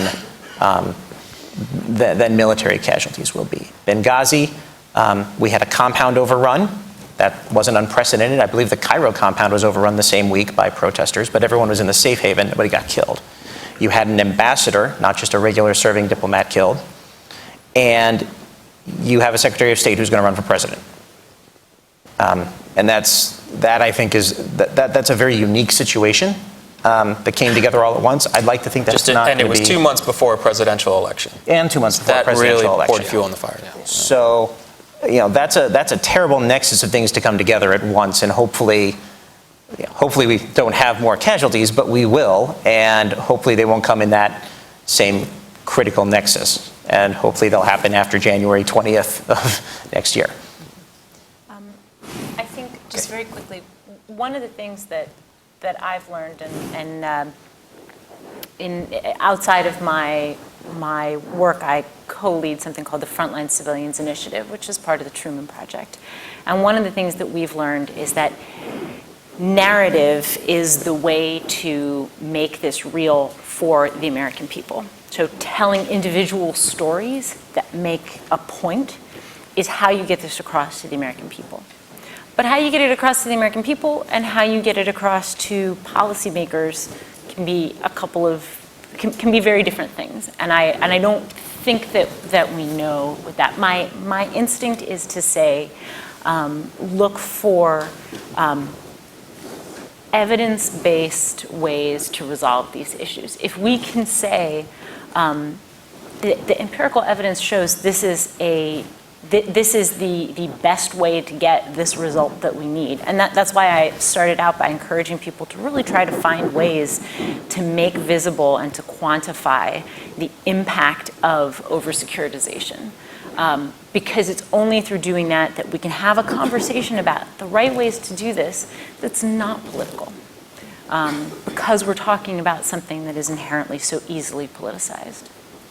Stacia, did you want to join? Yeah, I would just say, definitely in supporting efforts like Frontline Civilians, which is trying to raise awareness to this issue. But I also all of us, hopefully all of you in this room, will be able to leave and continue the message to others, to share these stories. And when people talk about our military colleagues who are serving in some very dangerous environments, which they are, say, and by the way, did you know that actually there's DoD civilians who are out there?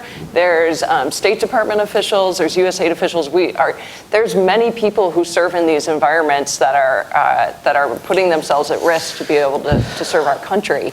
And so is it going to change the country overnight? No, but as Becky was saying, narrative is important. I hope you'll go home and you'll talk to your friends and your family and say, you know, there's people out there who actually work in development and actually work on terrorism issues and are working in these spaces and want to be out there. And when I hear about Benghazi, instead of thinking about it is a tragedy that these people were killed, but also I know those people who are out there and they were proud of the work that they were doing, and that we should not allow that piece to be extinguished from the narrative. So I hope you'll also help us to carry this narrative forward, because it's personal for all of us, and it's important that it get out there because a lot of people aren't aware. Go ahead. I would just add, though, that we can testify before committees on the Hill. The agencies can advocate, the NGOs can advocate, but unless Congress hear directly from the constituents that this matters, that it is unlikely to result in, I think, in anything. We could reel off a number of things that should be done, that the agencies all know and the NGO community know must be done. But sometimes I think the focus has to be on how we build better grassroots awareness across the country of the work and sacrifices of frontline folks, and put the pressure on Congress that way. I'd flag a really small tactical example of that. The veterans hiring preference is a very well-intentioned idea, but the way it ends up working out in practice is a civilian who was a contractor or an AID implementer or such could have been spending 2 years running around Helmand Province getting shot at every single day, riding in convoys outside the wire every day. They're not a veteran. A guy whose job was to run the dining facility at Bagram Airfield for a year, or actually 9 months, Air Force short tour, is a veteran. And so guess which one gets the job? I think there's something, we don't have a concept of a civilian veteran. And I think that's something. It's not just a question of how we inculcate that communications-wise. There are policy ways we can pursue that as well.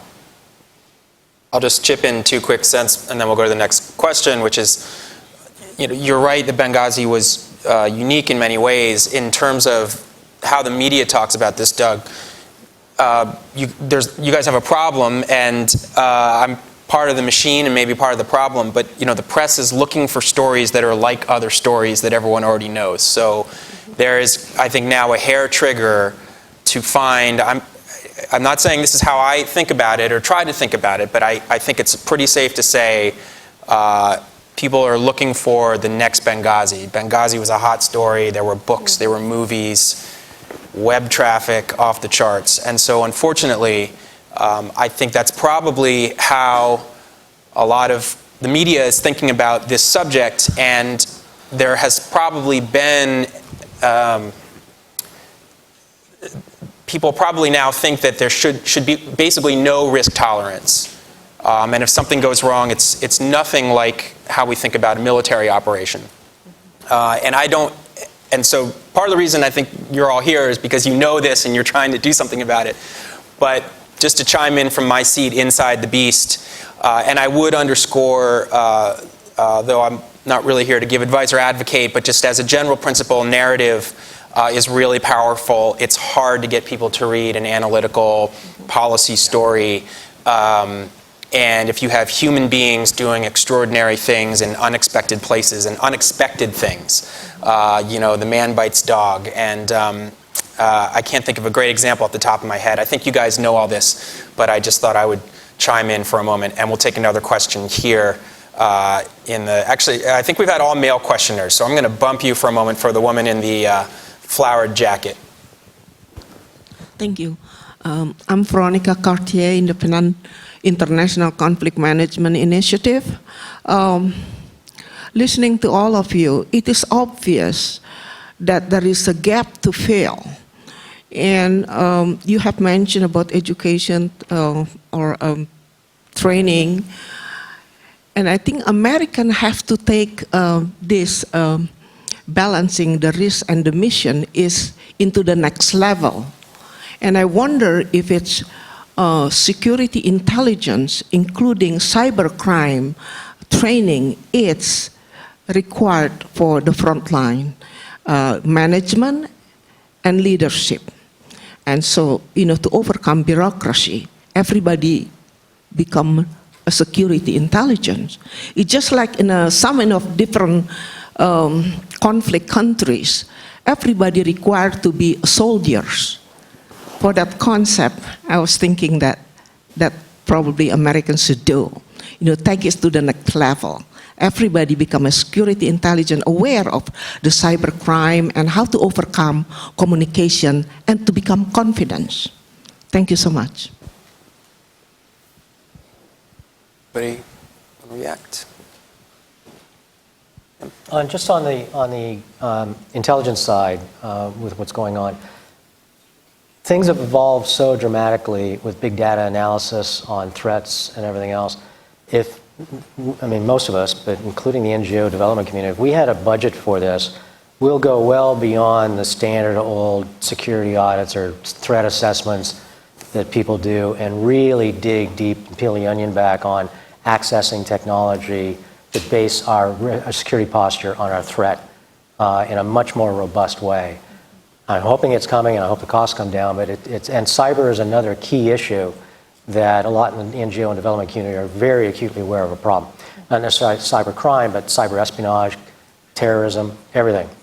When we're out there working in the fields, using our iPads or iPhones or whatever, you got to be paying attention to who's picking up those signals. And it's going to be people that may want to do you harm. So it's a critical issue. It's only starting to be fully recognized at this point. Okay, well, you and then I'll go back to you, who I bumped before. Thanks for your patience.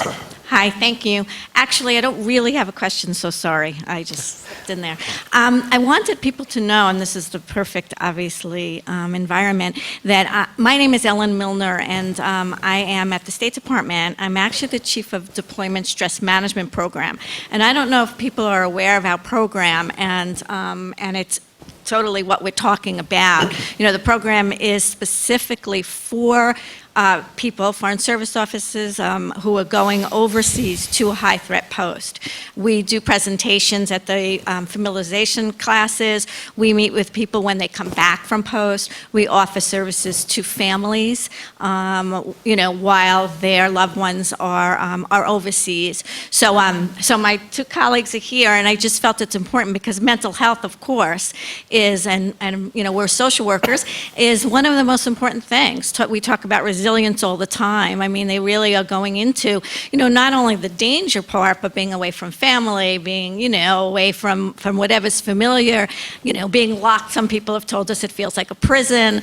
And so we really have been reaching out to a lot of people. So, the thing with us we find is so often people don't know we exist, and we try to do as much marketing as we can. So that's my kind of thing here, but I'd love to be able to work with all of you because we're all trying to do the same thing. I mean, we're coming from the mental health side, of course, but that's just as important, of course, as security. So tell us the name of the office again, in case anyone's watching online. Okay. It's called the Deployment Stress Management Office. We are part of medical services, part of the Employee Consultation Service. I know we've talked with Rusty before. So thank you for that contribution. Yeah. Thank you for that. Did you want to respond to that, Rusty? Well, just to underscore, yes, we looked at your program, we looked at USAID's, we looked at others. Enormously helpful. Enormous strides have been made in terms of how to prepare and care for people. I would just underscore again, and we're constantly tweaking new ways, new tools to help people operate more effectively in the field. But I think the onus or the balance of effort has to go more on the enabling environment for them to do their job. Once you've provided that kind of It's just in general, I think we're making a lot of strides on that side of the equation, but in terms of creating the political environment where we can fulfill these missions, because as Rebecca and Sasha were talking about in the broader context, the risk to national security, the risk to our partners, the risk to the world of restraining and constraining diplomats from being able to be more engaging at ground level, and not just diplomats, but obviously the aid workers as well. I think that's where the balance of effort has to go. And I know people have come back. And it's the harder one. Said that. I'm sorry, I just want to add one more thing that people might not be aware of. There are social workers. There were no social workers anywhere except for in DC, and we have a social worker in Islamabad, in Kabul, and in Baghdad. So that's been a really, really great help, so that there's right there, and those social workers will see everybody, contractors, LES, local staff, so that that mental health is provided on the ground, and we're here also to back that up. Thank you. I just want to be sure. That's so interesting. I promised I'd go to him, and then we'll go to you. And if we have time for a couple more, I haven't gone up to the back yet. Maybe we'll get to you, and that might be it. Let's see how it goes. Thank you. Hi. My name is Siddharth Shah, Greenleaf Integrative. And I've been a physician for about 15 years, and these two groups have some very important similarities. I've worked with the emotional exhaustion that's always being ramped up among physicians, social workers included. I know about DSMP, met the social workers in Islamabad and Kabul. This is a really tight network of people who care about this subject. And when physicians are going to be seeing people with tuberculosis potentially, or just on a ward, you're going to get a mask. And this is a field in which we have increasing information about the exposures and the cost to the people who do this work, the frontline civilians. And my question is about to what extent is it uncomfortable for the idea that there is risk to mental health of the workforce? How uncomfortable is it for it to be in the discussions of security? In my experience, security professionals are oftentimes the first to identify that situational awareness and mental health are so intimately related. And many security professionals, being from the military, it's a foregone conclusion that people should have mental health support. But for people in policy, for people institutionally, Jim, you mentioned duty of care again and again. I think that really needs that it's uncomfortable to talk about duty of care, and yet we're here. And all of you have spoken about this subject, I think really bravely. It's progress. But how uncomfortable is it? How problematic is it? That's my question. Thank you. It's very uncomfortable.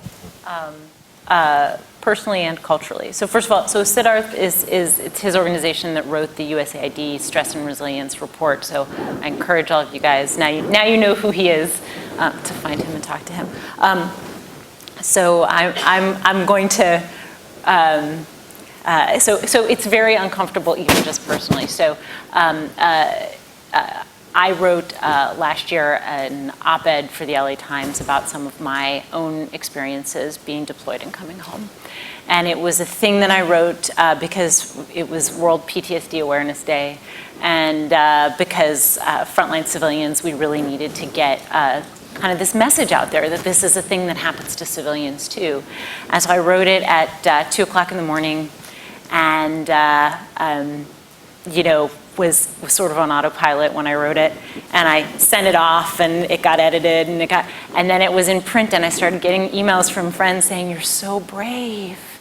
And I went back, I thought, oh God, what did I write? And I went back and read it, and I said, oh God, what did I write? Like, future employers are gonna see this. Are they gonna think that I am gonna have issues if I go back overseas? Are they, and it is a tremendously, there is a taboo around talking about this that is very deeply embedded. I think the military has made some serious strides in this, and a lot of the message that they have conveyed is that it's an extension of the buddy system. So it's really a peer care message.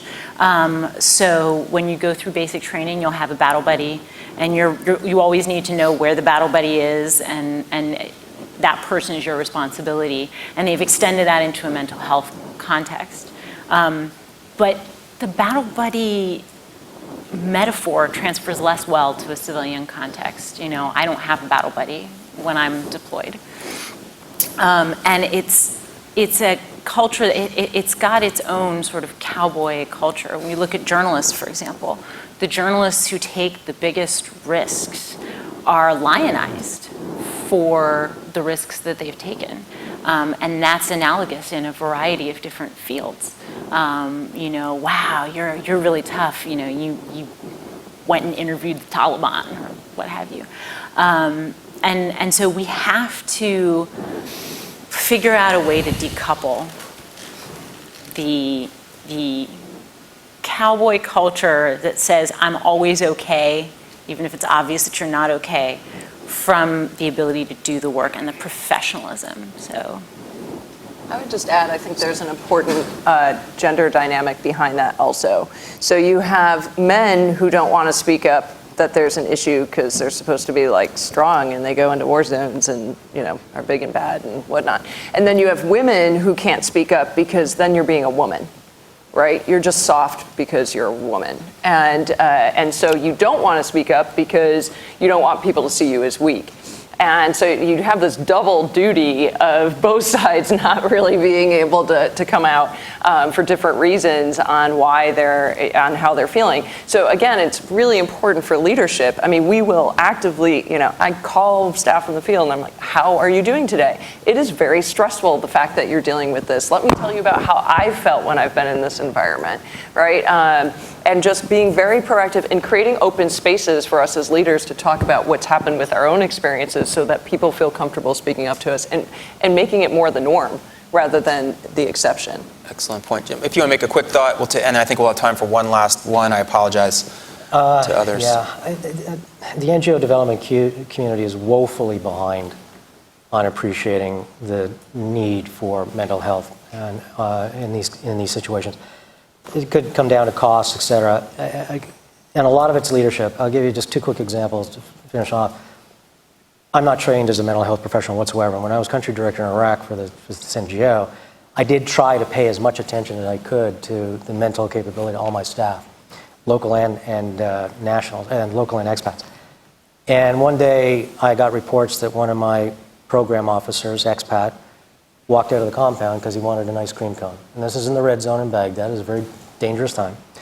And he just was tired of the blast walls, and he walked out. And after I got, reamed security about letting him go, I got him back and sat him down, and it was obvious I couldn't put my finger on it, but he needed to go.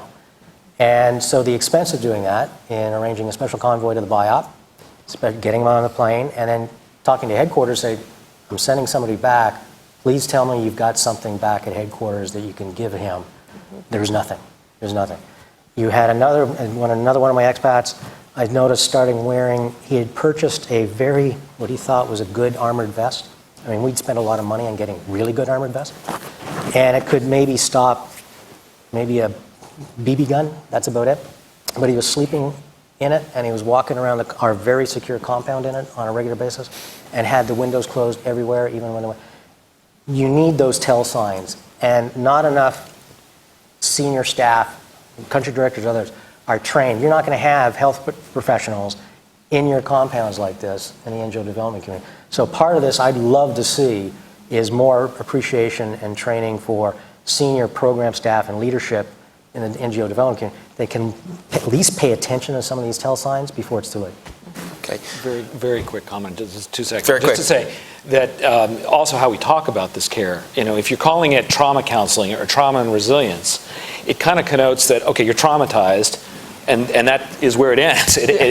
We found that it's much more productive if you frame it in terms of helping you get back on your feet and back to work, back to deployment. Mm-hmm. And I think that's an important aspect of how we deal with care and counseling. I apologize to our questioner on deck, but we are over time.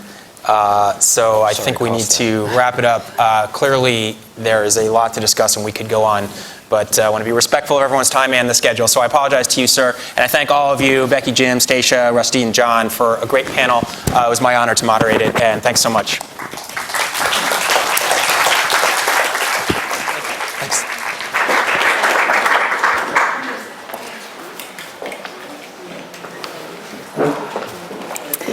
Hi, everybody. Thanks for sticking around. My name is Catherine Brown. I'm the Executive Director of the Advisory Commission on Public Diplomacy. I also want to thank the panel. It's been a privilege to work with them all in different capacities. John Mongan, who I first met in Ghazni in 2004, and Rusty Barber and Stacia George, Becky Zimmerman, and Jim LeBlanc, who are part of a working group that we conducted with the USIP last year. And also Mike Crowley for coming back. He moderated one of our discussions back in October 2014 when we first got this conversation going.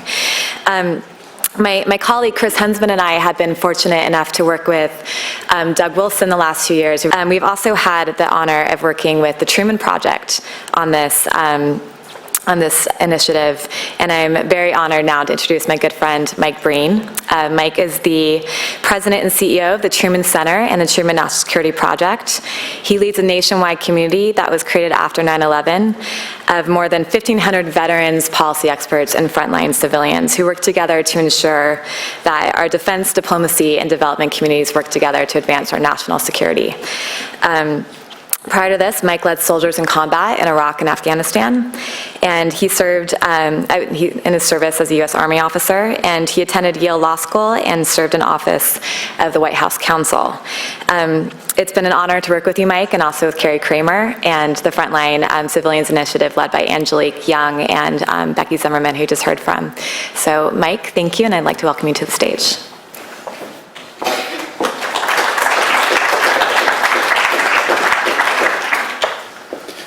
Thank you, and thank you all for being here. And thanks especially to the great Truman members who've led this Frontline Civilians Initiative, Angelique Young, Becky Zimmerman, the great Catherine Brown, our dynamic and irrepressible chairman of the Board of Advisors, Doug Wilson, is also here with us today. Frontline Civilians is important to the Truman community not only because it's an essential component of American foreign policy and strategy for this century, but also because of the lived experience of our community. As Catherine said, we're a community that came together in the aftermath of 9/11, and for the last 15 years have been on the sharp end of American foreign policy in a whole range of capacities. There's nothing abstract about this, and Becky nailed it when she said this is about stories in some ways, and about conveying the truth of what's been out there. That's why we're launching Frontline Civilian Story Bank later this week. I think that's on Thursday. And so I'd ask you to come with me on a little bit of a story now. And just imagine yourself in your house tonight at about 2 or 3 in the morning, asleep. I have a 2-year-old daughter, so this part's easy for me to imagine. And imagine that one of your kids, a little girl in this case, wakes you up and says, "Daddy, Mommy, there are guys with guns outside. There are guys outside the house." Now, I live in Tacoma Park, Maryland, right? It's probably not true if that happens, right, if my daughter says this to me, but imagine you wake up, you kind of groggy, you're thinking it's probably not happening. And you look out your window and you see a couple of dozen people with automatic weapons coming across your front lawn. Now, in my case, in your case, you might reach for a cell phone, call a neighbor, call the police, call 911, but in this case, your house is in Afghanistan at the mouth of the Korangal Valley, where the Korangal meets the Pesh, and there's nobody to call, and there's no cell phone, and you can't see your neighbor's house from your family compound. But, like any good frontier farmer, you've got a gun over the mantelpiece. In this case, it's a belt-fed Soviet PK machine gun, so you pull it down. And now imagine, for a second, you're not that farmer anymore. Now you're a 24-year-old Marine Rifle Platoon commander on his first tour of duty. Until about a month ago, you thought, because it's 2005, you were headed for the height of the Iraq War, but you're not there. All that pre-deployment workup is out the window. You're in Afghanistan. You have the same mission that I had, that the whole US military had at that time. And I still remember it verbatim: extend the reach of the Afghan central government. And the tool you have is a Marine Rifle Platoon. And so you extend a piece of what government means. You extend security, and you follow your company commander's orders, and you do it by going out on a night patrol. And your platoon is passing kind of close to a mud hut compound with a heavily, very thick outer wall. Somebody yells something at you in Pashto, you don't understand it, you turn to your interpreter, you try to start the conversation, and then a belt-fed machine gun opens up on your platoon.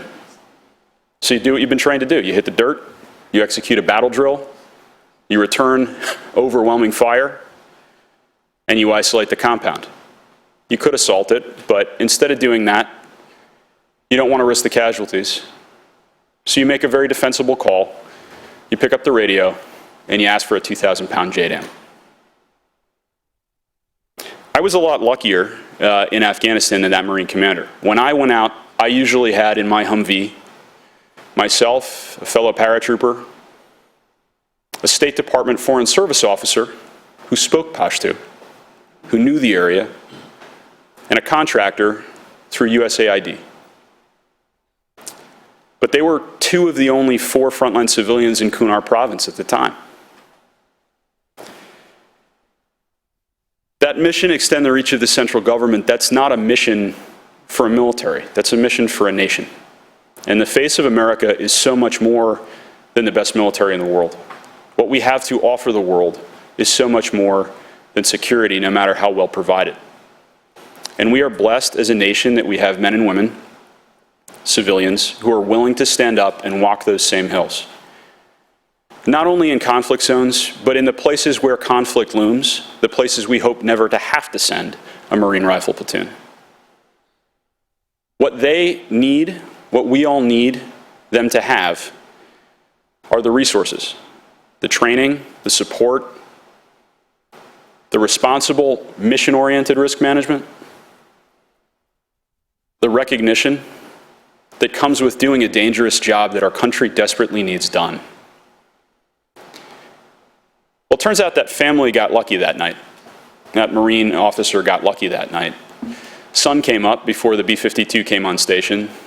Farmer looked out, saw he was dealing with a hell of a lot more than a local militia, and they talked it out.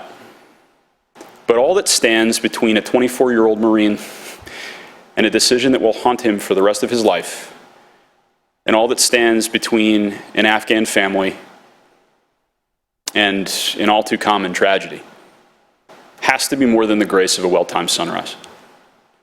We need a comprehensive approach to our foreign policy, even in the most difficult places, and that takes men and women on the ground to get it done. It takes frontline civilians. Thanks.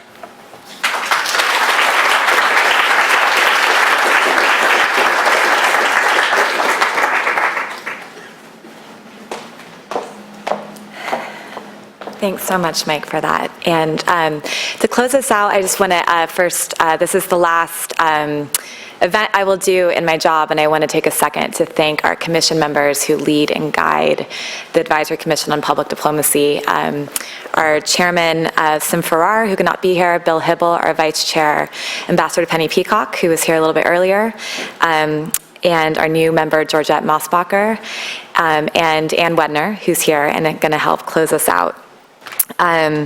So I'm honored to introduce Ann. Ann's been a member of the Advisory Commission on Public Diplomacy since 2011, and she's a former Foreign Service officer. She's an expert in finding private sector funding for the public sector and is especially passionate about bridging the gap between urban youth and global audiences.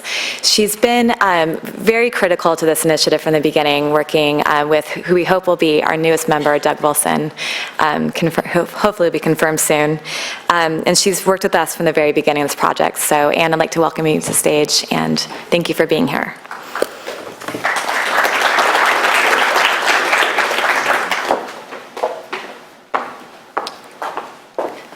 Well, I don't think anyone wants to speak after Mike, so I'll be quick and just thank everyone. On behalf of the Commission and the U.S. IP, we'd like to thank all of you for coming this morning to discuss this vital topic. Supporting the agility of our civilians abroad is essential if we are to meet some of the biggest national security challenges this century, especially since we must develop and maintain networks with non-state actors who are increasingly shaping their societies.